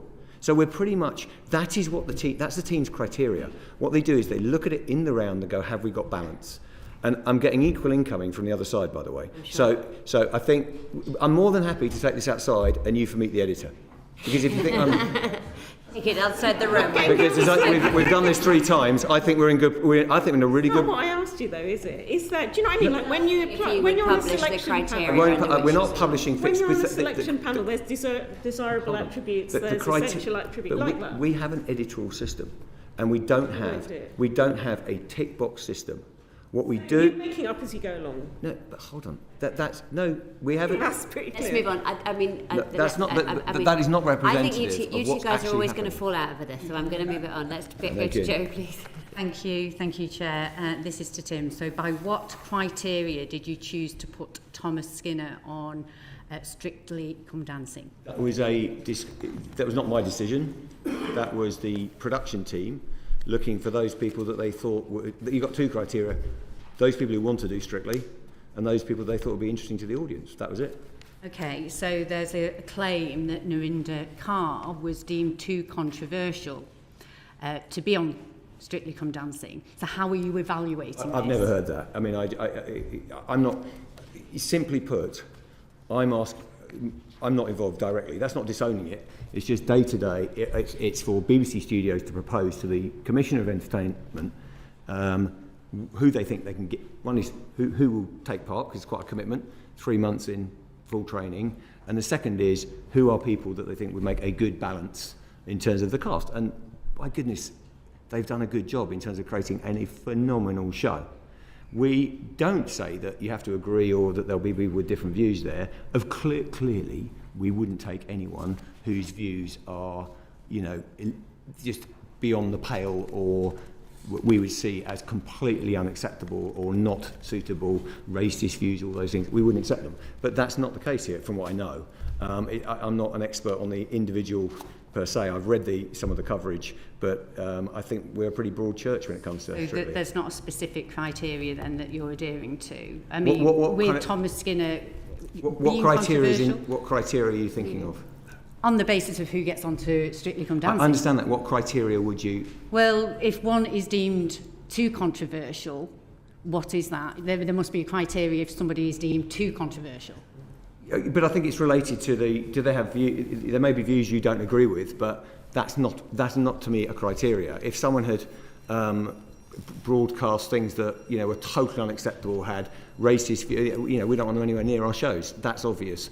That's the kind of that's what our team have to judge. They do. I mean, I don't know how many series we're in, but we've had a pretty good run of the contestants. There's been things to deal with, but actually in terms of the casting and the overall show around the world, I think they do a good job. I think it goes back to the previous question from my colleagues. So how are you deciding how much airtime outside news and current affairs for personalities who could be described as political, and then is there not a danger for the BBC falling into the culture war trap? Well, yeah, I'd love the BBC not to be in the culture wars, but everything. If you're going to cast people now with social media, I mean, we're in a completely new landscape. That you're into, we're into a dancing program here. We won't be talking about current affairs. We'll be looking at, how well they dance. I think this is fine to cast an individual as long as they're within boundaries. And look, it's one person within a long lineup of different individuals, different people have different views on the casting this year, by the way, the other way. So I think it's just the nature of the beast in a social media world that everyone have a bit of a view. I don't think it's right to say, we won't have anyone who's never said anything that you either disagree with is slightly controversial on social media. I don't think that works. Frankly, I just think we've cut the list down too far nowadays in this, with some heavy heart, because I'd love that to be the case. Okay. Thanks, Jane. Let's move on to Bayo, please. Right, so regarding, what was your response to the government's creative sector plan and the measures included to support the public service broadcasters? Broadly speaking, I'm positive about I'm positive about the landscape at the moment in terms of not only the government's intentions around public service media, but if I can, because I know we're a bit short of time, just say the Ofcom's review of public service media as well, some of those recommendations. I think they are, firstly, I really appreciate the overall support for public service broadcasting. We're going to have to fight for public service broadcasting, and we should be incredibly proud of the BBC and what it's delivering, and I'm glad the government recognised that. I'm also really pleased, having worked for many decades on this, that when you look at the industrial growth strategy, creative industries are absolutely part of that. So this committee is now looking after what I think is one of the growth engines of the UK. I'm very supportive of it. Having said that, I think what we're seeing is a challenge to act more quickly and with some urgency in a radically new landscape around collaboration, around prominence, around a whole load of decisions around DTT transition, which we're going to talk about. All those things, there is a sense that now is the time to get moving on public service media and support it, because if we don't do that, I think the jeopardy becomes too high. I worry. And I think we're in a strong position. As I always say in this committee, I think that if you want cheering up, go fly anywhere in the world and talk about the BBC. Okay. We are the envy of the world. The question is we've got to try and protect that. Can I just add to that? I think both the government and the Ofcom view, I'm very pleased to note that there is a commitment to public service broadcasting.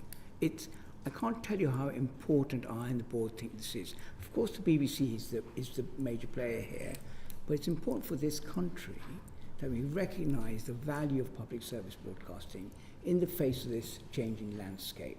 And one of the issues, as we all know, is prominence. I don't know if you've been to the latest smart TV exhibition and displays, and it takes a long time to get to public service broadcasting. And it's really important that prominence matters, not just for the BBC, but for PSB as a whole.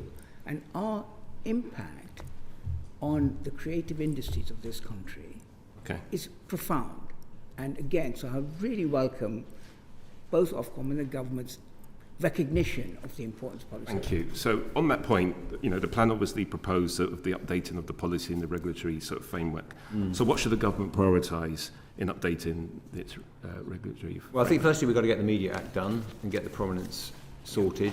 To echo the Chair's comments, this is not an accident that we've got such a thriving and admired creative sector. We've decided, in terms of prominence, in terms of intervention, in terms of a licence fee, to create something. And we've created a lot of growth. And, as I say, the roles of the BBC are really clear. Trusted, in terms of, a trusted source of information. Then you've got, homegrown content.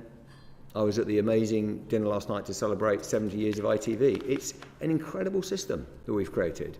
And then also the idea of we all care about social cohesion. A public service broadcaster is not about weaponising and going into a particular silo. So to answer your question, we need to understand, to echo the Chair's points, in areas like smart televisions and others, what is the right level of prominence for public service broadcasting? Because it is, if your tiles along the bottom of your screen of an evening are just for sale to the highest bidder, that is a different regime to where we are today. Yeah? So I think that's really important. The second is we need stable and adequate funding. And that includes the BBC in terms of what comes after licence fee, how it works, how we reform, and making sure we've got universal funding. That's absolutely critical, and I welcome the support from numerous quarters on that. We need clarity. Sorry, you did ask. Carry on. We need clarity on the distribution in the future. And I'm largely echoing, by the way, Ofcom's good work on this, because I think it works with government on this, which is where we're going. I think we need to ensure that we're able to execute partnerships, in different areas to share our resources with other public service broadcasters.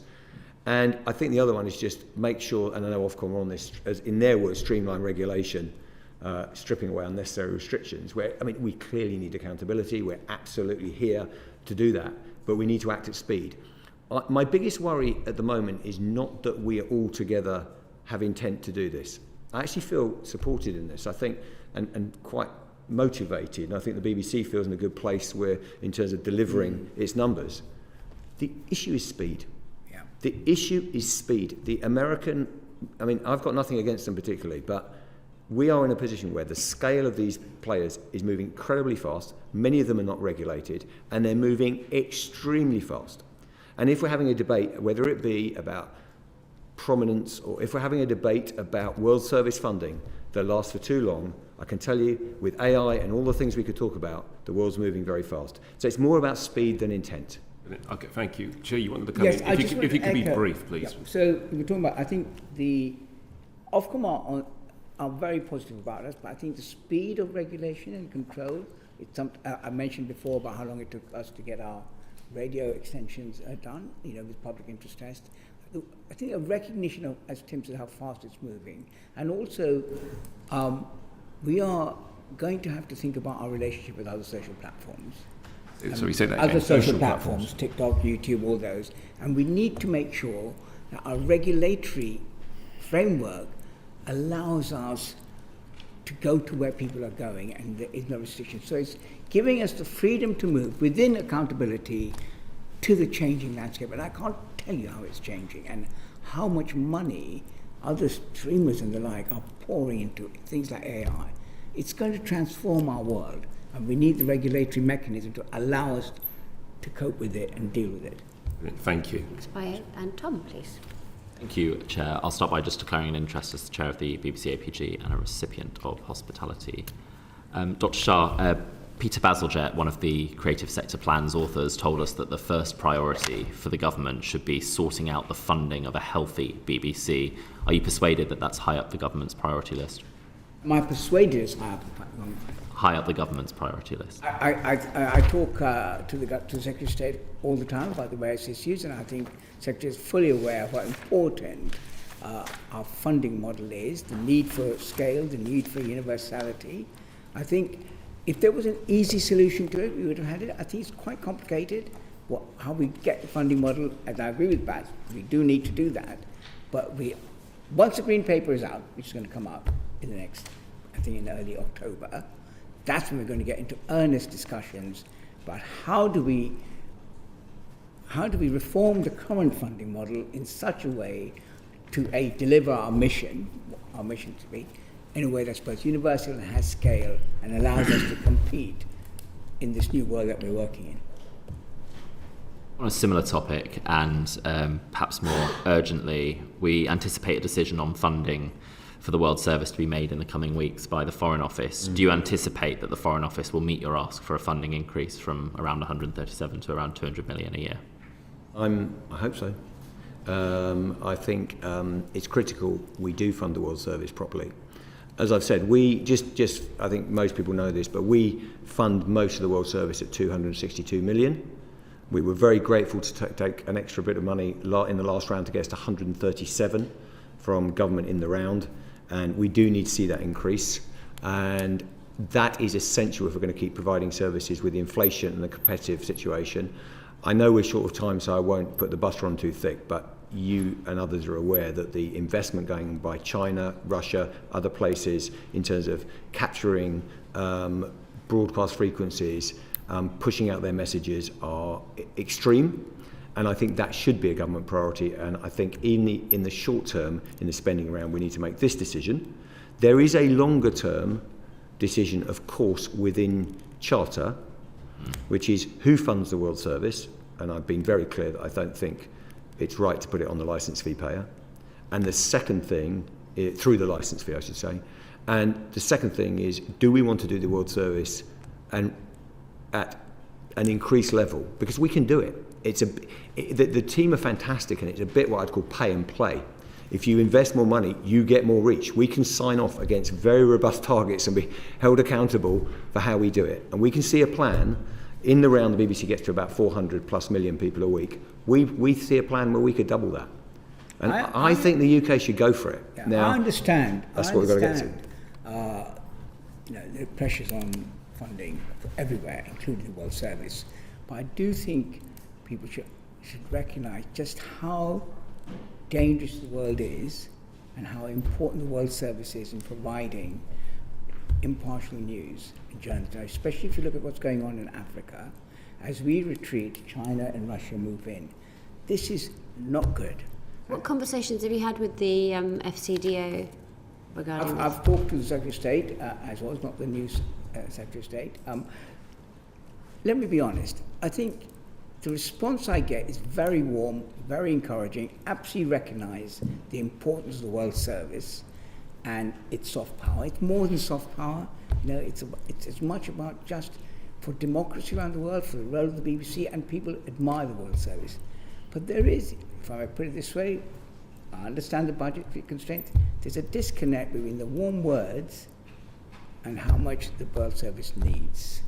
On that, it was reported that the Foreign Office asked the BBC to model a World Service budget that would be flat cash over the next 3 years as part of the spending review. What impact would that have on the World Service's work to counter the hostile propaganda? We just have to cut some services. As I say, it's pay and play. It's pretty direct. There's not a lot of fat there. I mean, there's no fat. So, I know a number of the committee have been round to see World Service operations. They're lean and mean, and they do their business.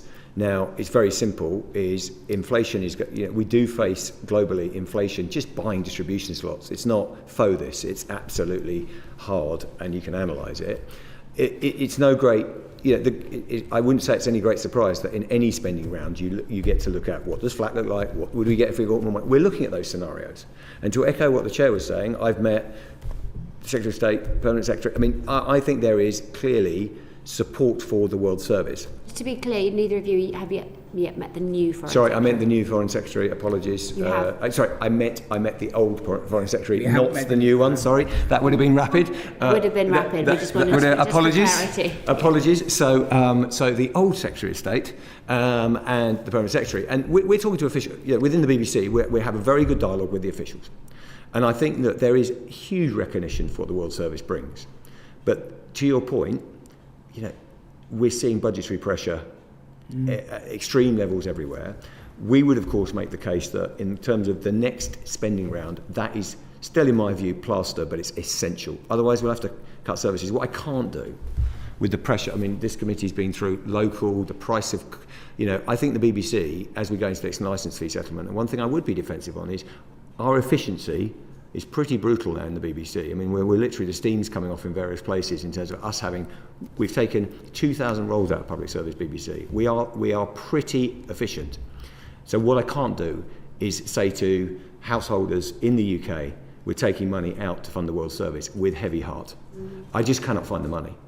Well, I guess, Tim, on the topic of income, what are you doing to address the continuing decline in the number of people paying for a TV licence? Well, I think we're not immune. I mean, the chair might want to say something on this. Certainly, we are not immune from the pressures of a completely transformed market. If you talk to anyone, advertising, subscription, look across local media, it's all pretty difficult in terms of, now, I think the licence fee has held up better than many models around the world. And overall, as you know, we took in a little bit more money last year, but we lost 300,000 households. So it's been a balance. That was the price rise.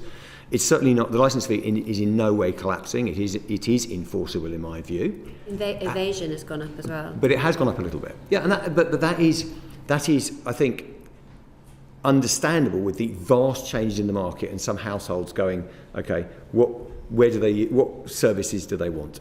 Having said that, I think our numbers, as people know me, I'm obsessed with usage of the BBC, not just making a case for it based on purpose. We have an incredible purpose, we have an incredible role, but the amazing thing is we still have, as per the annual report, over 80% of people using us a week, 94% every month.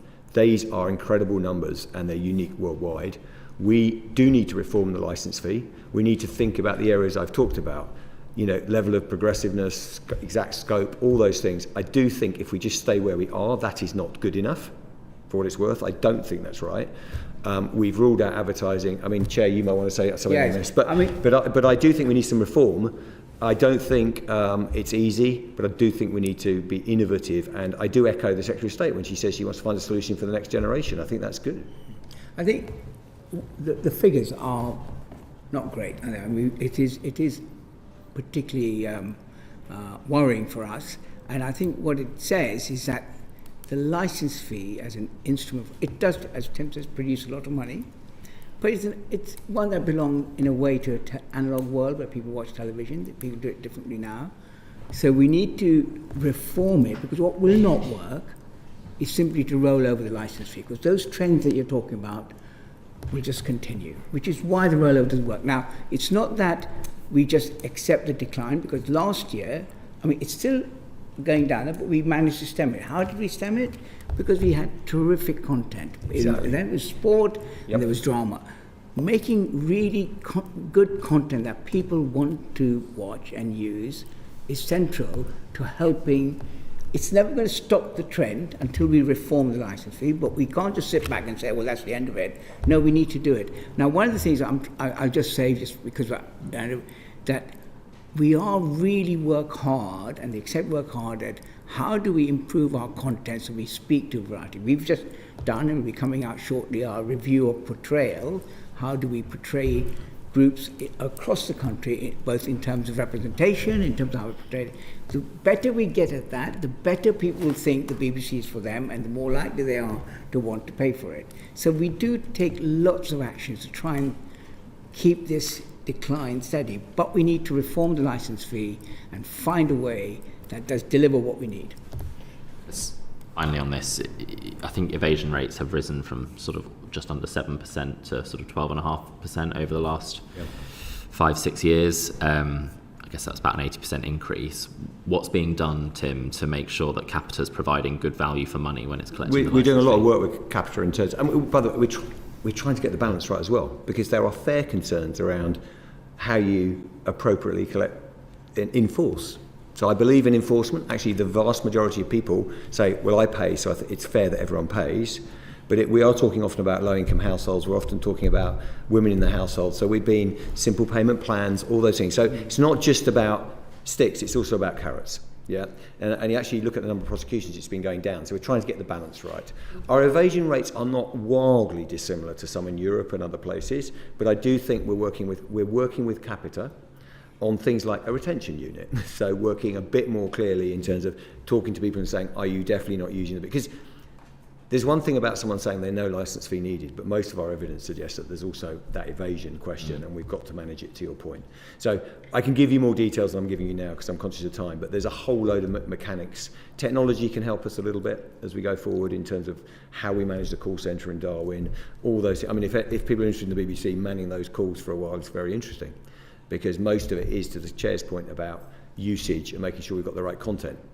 But we are enforcing, we continue to enforce, we continue to be quite tough about that, but in a sensitive way. And we are seeing some results on the added investment from capita on technology and retention. Thanks. Chris?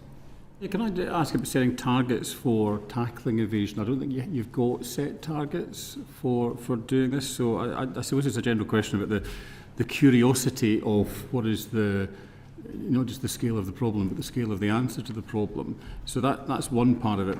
But I note that, for example, you're putting a huge amount into enforcement visits. The visits statistics are going up, but the resulting prosecutions or remedial actions from those that you visit isn't going up as well. So you're spending a lot of money on this. It's not all working out the way you would want. So can I think it's a harder environment when you've got on-demand services, you've got Netflix. Yeah, there isn't, going back to the top, there's not a business model in traditional media that isn't challenged. In fact, the licence fee has been a lot better than most. It's been incredibly resilient, and that's due to usage. Look, we are watching this like a hawk. If you come to the top team of the BBC, we'll look at evasion rates, we'll look at how many people... We're also spending a lot more time on linking what the chair said between behaviour and payment. So I'm obsessed with people using it, because I don't want the BBC to be a market failure BBC. But I don't think you're setting targets for tackling the evasion. So how are you measuring the success without the targets? I think we're better than that, if I may. Every budget, we absolutely have a forecast in terms of what no licence fee needed. Within that, what evasion. I mean, we've got different. We can give you some examples of this, but we absolutely, in our budgeting, we need to know what our income is. So we have an assumption around our evasion rates. When's Capita's contract up for renewal? I think this year. I don't know. Rather than guessing, it's quite soon. And then the question is whether you extend for a bit. Because the other thing is, if we are making, to be open with you, if we're making some adjustments, we don't know how big, in terms of evolving the system, you ideally want to know what that is going through charter, I think, before you work on how you're going to provide that, if you get my point. So I think that's where we are. These internal targets that you're talking about would be useful, I think, information to see to help us evaluate, as you are doing, how well things are. Let me take that away and see what we can do. We can respond. Okay. Rupert, did you want to come back on the World Service? Yeah, just wondered, given the sort of big gap between BBC's expectations and the FCDO's current financial position and black holes all over government, do you have a contingency plan if they don't agree to take on the World Service after 2027? After 2027? In that next budget. I think a fair point. So we have plans in the short term if we got a flat settlement. To the earlier point about whether that scenario is being done, we've shown, okay, we'd have to trim here and do that. I think the answer to your question is we're not quite there yet, because it's all linked to the charter negotiation in what public service do we provide to the UK. Yeah. So bear with me. So it's one big pot of money. So if you said, I'm not funding the World Service, okay, as the government, we then say, okay, if we're collecting the money in, what's the right amount to be spent on the World Service? We haven't finally done that well. Frankly, I am so passionate about the World Service. We'd have to think about, within the overall licence fee, what a minimal service would be or how that would work. We're not quite there yet, because the other thing we need to do is say, within the licence fee, what will we provide? In education, in disinformation, for the UK? What is public service going to be? Hopefully we can get and have this as our next conversation. What is public service going to be in the next 10 years? What are we going to offer? It's all in the mix. So I don't have to have a contingency plan at this point. I don't have to have one. I have to have an overall plan for the BBC. And then between the green paper and the white paper, we do need, what really is important, and it links to a conversation we haven't had actually, which I think is quite important, which is DTT. But what we do need is some planning certainty.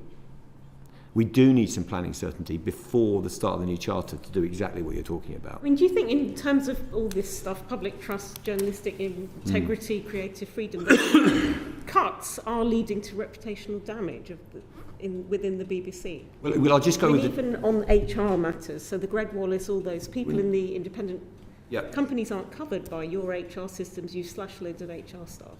Yeah, but we've had our budget, as you know, cut by millions and millions over the last, decade, and we've coped. Now, I think actually we've done more than cope. I think we've pulled off incredible results with limited resources versus the UK. So, what I would be is led by the data. We've still got 80% of people using us every week for all our challenges. Bear with me, our trust scores, if you look in the annual report, I'm sure you've done it. When things go wrong, do you know what I mean? Like of course. Do I know what you mean? Of course, I live them every day. So last year we did actually, and I spent on my tenure really driving up our reputation for impartiality. Just reports that come out. I think it was November that Greg Wallace was. Sorry, I'm lost on what issue I'm chasing here. Yeah, I'm saying leading to reputational damage, cutting corners. Well, I think you've got 2 points in there, if I may. Cuts make it much harder. If the BBC is not properly invested in, it simply makes it much harder for us to drive usage and justify a licence fee. But we are lucky, we still have a universal licence fee that gives us enough, just with listed events and all the things, to be at the centre of British life and provide full services across local. We've moved money around, that's been sensitive, all those things. But broadly speaking, it's working. Your point then is a separate one but linked, which is do I worry? Of course I worry that when we make mistakes, that has an impact on our reputation. Of course I worry. I mean, trust is utterly critical to the BBC. I think there's 2 points here. One is we need to address and make sure we're minimising mistakes, and it's been difficult. There's a financial impact as well, though, isn't it? I mean, when you're doing sort of costly investigations into something that's gone wrong, that's money you're not spending on the BBC World Service. Absolutely right. Absolutely right. I think within the proportion of the licence fee, it's not enormous, but every pound counts. So I totally take your point. So that's. But I think the bigger thing is this reputational. One thing I would just say though is the BBC is uniquely. It makes for interesting leadership challenge at times. The toughest things are we have a journalist organisation that was exposing the Greg Wallace, leading on the Greg Wallace story. That was the BBC. That is an incredible thing that. He's on every week. He's on more often than ever. Okay. Well, no, hold on.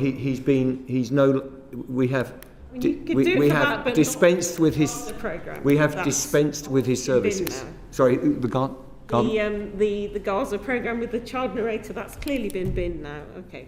Anyway. That wasn't a budgetary issue in the slightest, but. Yeah, but you can do it. You can edit a Greg Wallace, but you can't edit. Thank you. You're happy to be. Thank you. Ecstatic. Let's go. Ecstatic. Let's go back to bio, please. Thank you, Chair. This is a question to yourself, Tim. So, how is BBC's commercial planning to deliver on its ambition to double its size? So, just 1 second, by 27-28, and how confident are you on its delivery? I say that because, obviously, in the report, you've got your intellectual property failed to meet its target. So I think 1 in 10 of your most profitable titles was new intellectual property. So how are you addressing that? I think we've got an incredible story with the BBC Studios in terms of what we've done over the last few years, and I'm very proud of the business. I think the key routes to growth, if you talk to the CEO and the board and the commercial board, are clear in their plan. They want to grow the IP and production business. There are things like BritBox in the States that we fully own, and then there's opportunities. We've just put a subscription on bbc.com in the States. So there are clearly business opportunities, and I still believe, although we've taken this to I think it's an incredible story, 2 billion turnover at a decent margin, I still think we can double the business. Having said that, I think the market's a lot tougher than it was a couple of years ago. How do you think you can? I think the market is a lot tougher. Let me just say that for a minute, because I think the amount of spending by some of the US providers is not what it was. I think there's often less money to be made in areas like news. So it's not without significant challenges. Now, I did kind of half answer that, and sorry I didn't get past you on that, which was the growth we see is building our own IP, so where we get our own shows. I mean, part of that is also tying up with people who've got valuable IP. So guess what's worked for us this year? It's a Australian Blue Dog, okay? Bluey, yeah? So Bluey, we've got the rights to Bluey internationally. It's the biggest title, I believe, on Disney Plus, and that is coming to the UK creative economy through BBC Studios. So that's an example of the kind of things we can do if we can get more IP. Second example is BritBox. BritBox is a service in the US. It's not the biggest in the world in terms of the US market, but actually for BBC, it's very profitable, it's growing fast, and it builds BBC. We can grow that out. I think there's other areas like BBC.com. We now have subscription on news, in the subscription layer on news. We've got audio, we've got factual document. There's a lot of things you could do. One of the big issues to studios is to choose which one of those opportunities gets most return and balancing short-term reward versus long-term growth. And that's what we're trying to do, because what you don't want to do is take the dividend out to support the UK too fast. You want to grow value. Can I make one further observation on that, which is to grow a business, you need to invest in it, and the borrowing limits for BBC Studios sits on the government books, and it would be very helpful if the BBC Studios on commercial could invest more by borrowing more. And there are limits, and we're reaching those limits. So it would be worth debating and discussing the borrowing limits of BBC Studios. That is an important point, and directly to your question is how do you get growth? Okay. Unless we have that funding, by the way. I mean, we've taken the debt up to 750, but I think being able to borrow effectively as a studio, I mean, every company needs this. So I think that is, I know there's good conversations going on that. So, right. Okay, gentlemen, my next question to yourselves is, in previous years, the amount sort of returned from your commercial arm has been disclosed in your annual report, and but it's not in your last report. So could you kind of explain sort of why that is the case, and how much was actually returned in 2025? I think we have, sorry, I can't see where I've got it, but we have been public about the return, so can we just write to you and just confirm that, and you can publish it? I mean, it's no problem. It would be really at all. helpful, because as far as we can see, it was absent in 24-25, and we can't seem to understand why it was left out this year. Okay, and all right, I'll look at it and send you a note, because there's no issue in telling you what it was. Okay, you're going to write to us and let us know, which is great. But the question is, if we could be a bit more transparent, so if it can be disclosed in the reports, is that something that you would look at? I don't see an issue with it, but I'll check with the team. Yeah. So I'll do it in the same note. I'll give you the numbers and then just confirm the protocol going forward, if I may. Is that all right? Because we've got no desire to not share that. And how that number came to exist, because it just seems to be quite opaque, the working out of the value and the transparency about how that number came to be, even though in this case we don't Do you mean the so-called BBC returns to the BBC Correct. number? Right, because that is important, because I think there's we should just work together on what because I've got no desire to not share on this. So the returns to the BBC number is a bit of a unique number. It's not. Yes. It's not being transparent. It's unique is one word for it. No, but it's valid to a degree, which is it's the cash you return. It's your profit, but also your investment into BBC productions. Yes. Yeah. So we just need to show that. There's no smoke and mirrors here. It's absolutely clear within you've got profit, and you've got if you're going to make a programme with Attenborough on parenthood, how much money did the commercial arm contribute? On that point, but in previous years it's been disclosed, but not. That's why I'm just going to confirm to you, because I've got no problem in. I think it was simply because actually there was the returns to the BBC number is, to the chair's point, a bit of a strange number. It's not strange in it being we're trying to dissemble. It was just strange in a construct in the normal world. In the normal world, you look at EBITDA and cash. So we'll give you all the numbers. It's fine. I don't know if it's helpful, maybe not helpful, but on PAC, Public Accounts Committee next week, we'll look at that. But you've reported a dividend, 2 dividends last year and this year in this year's account. I was a little bit confused about that question as well, so I think there's probably just a shared understanding, clarity required, because I had that similar confusion at the beginning of the committee as well. Okay, I've just been, sorry, I've got a note saying it is in the commercial section, so let's just look at it outside and I'll come back to you. I mean, we can, it may well be hiding in the commercial section, and because I have not been in a discussion that says we're going to not give you the number, so I'm more than happy to do that. Okay, helpful. No problem at all. Okay, and my last question is sort of to Dr. Shah, given the board's responsibility for establishing a sort of framework for assessing performance. Performance around sort of related pay around your CEOs of BBC studios. How do you get to that? And, you know, how is it based? How do you substantiate that? The Remuneration Committee of the BBC determines the salary of the Director-General, and we take into account the normal set of criteria. We benchmark it, we look at previous salaries, and we look at pay rates and the money we've got, and it's a proper quantitative analysis, and we do it rigorously. And I think that we're not profligate with the money, and I think that what the outcome we have with the Director-General is I think appropriate to the job he does. On the studios front, though, I think it's the BBC's commercial board that determines the pay of the chief executive. I'm across it, and it's based on targets, very clearly based on targets of returns. So it's a much more of a commercial operation.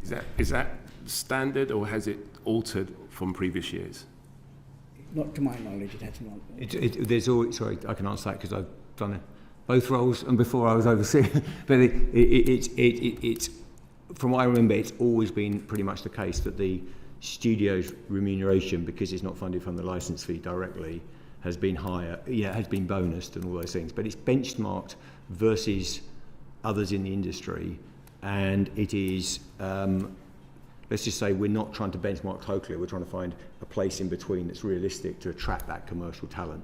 And that criteria has been in place. It's with it's been in place for a few years. It's really rigorous with the Remuneration Committee of the board, and they work through the benchmarks. They get external advice, and you know it is a slightly strange situation we're in, because as a public service, I mean, I'm you know, we've taken down some of the public service salaries, including the Director-General's, quite rightly, over time. I'm talking about over the last decade. It's interesting, the point. But studios, I want to be able to attract. I want to emphasise Tim's point, because I was looking at in the last assessment, the Director-General's pay has come down pretty significantly from what it was several years ago.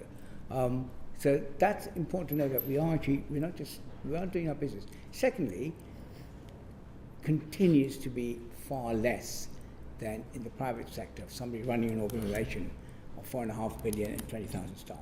So, and indeed, even in the media, there are people running small organisations who get paid a great deal more. So I think that we are pretty rigorous in the way we remunerate our senior staff. Can I just, because if I may, just very, very quickly, because I was a bit all over the place on exactly that commercial point. I just want to say we have published in a press release, and we'll send you that, the overall commercial returns number, which was 391 million versus 325 the year before. That was, within that was the largest investment in content at 200 million and a dividend of 61 million. There are a few other bits and pieces within there. That does hit our cumulative return. In the first 3 years, we got to over $1 billion, which we committed to in 5 years. We've got in 3 years.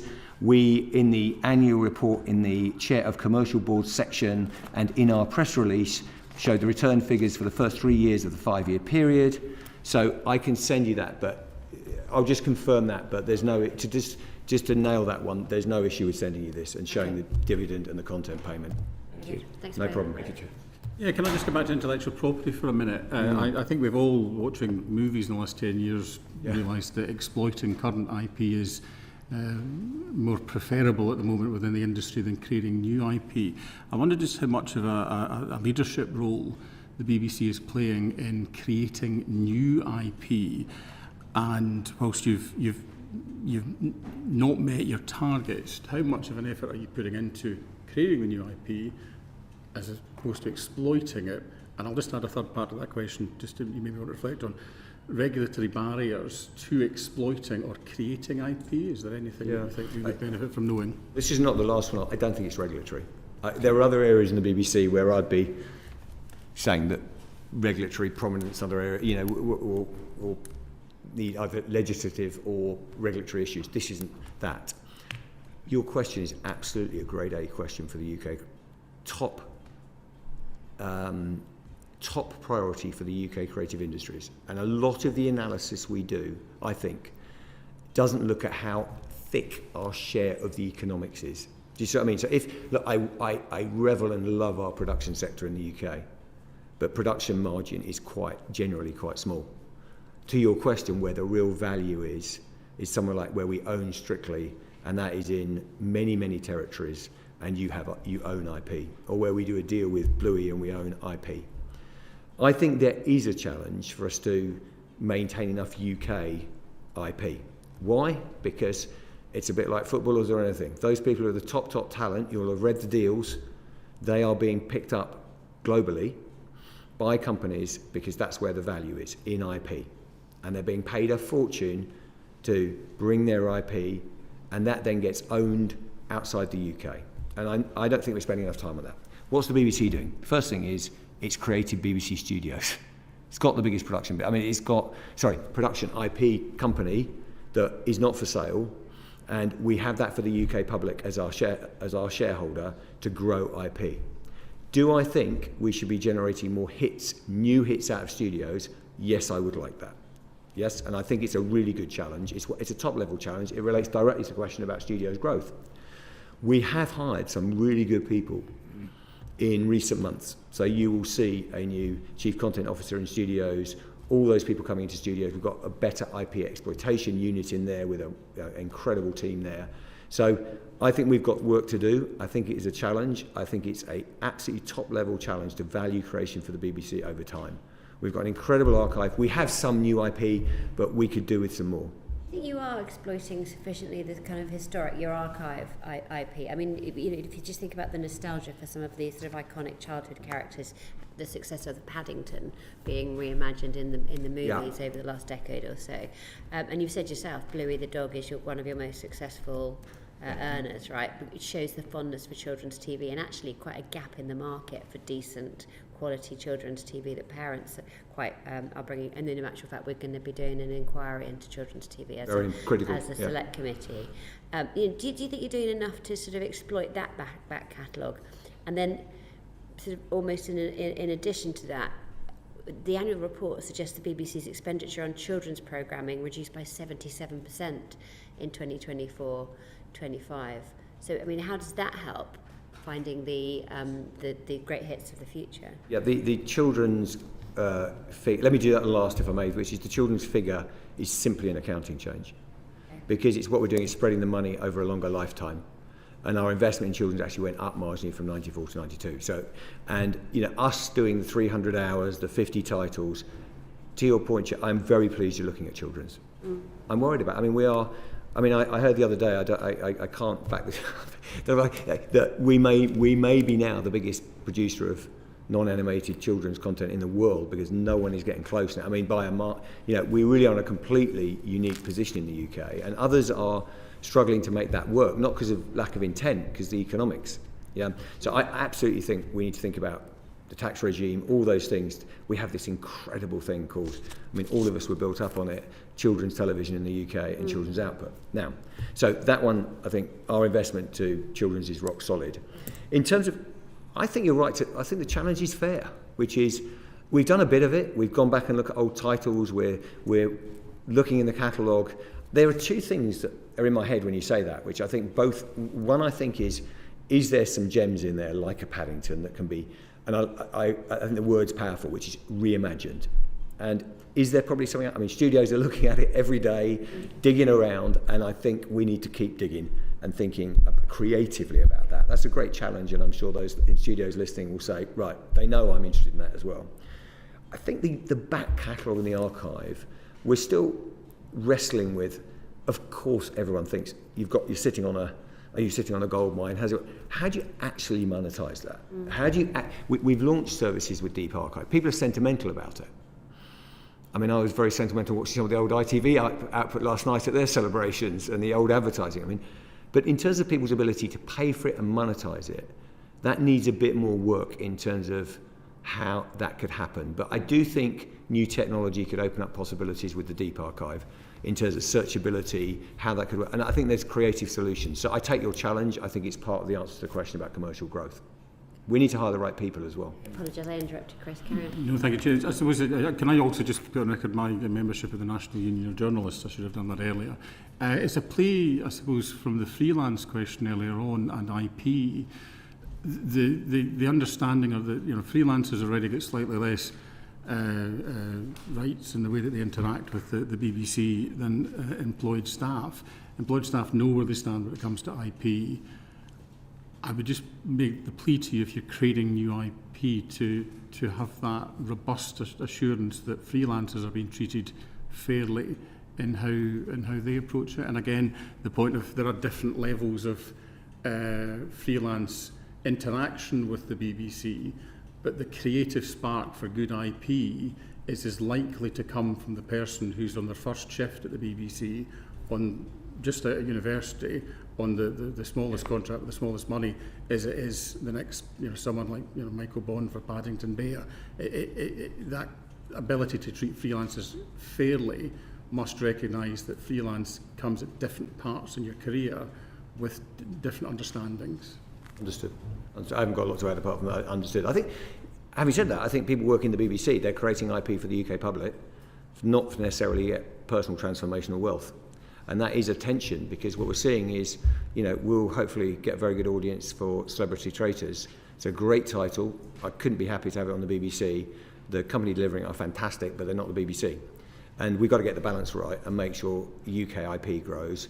I think your question is, I'd broaden it slightly as well, because I think there's also a bigger question as we go into Charter that I'm interested in, which is if you're a UK so-called creator and you're creating content, and then that's and how is the BBC accessible, and how can you make sure you're fairly rewarded, and actually you've got a better route staying in the UK system than just going onto YouTube solely.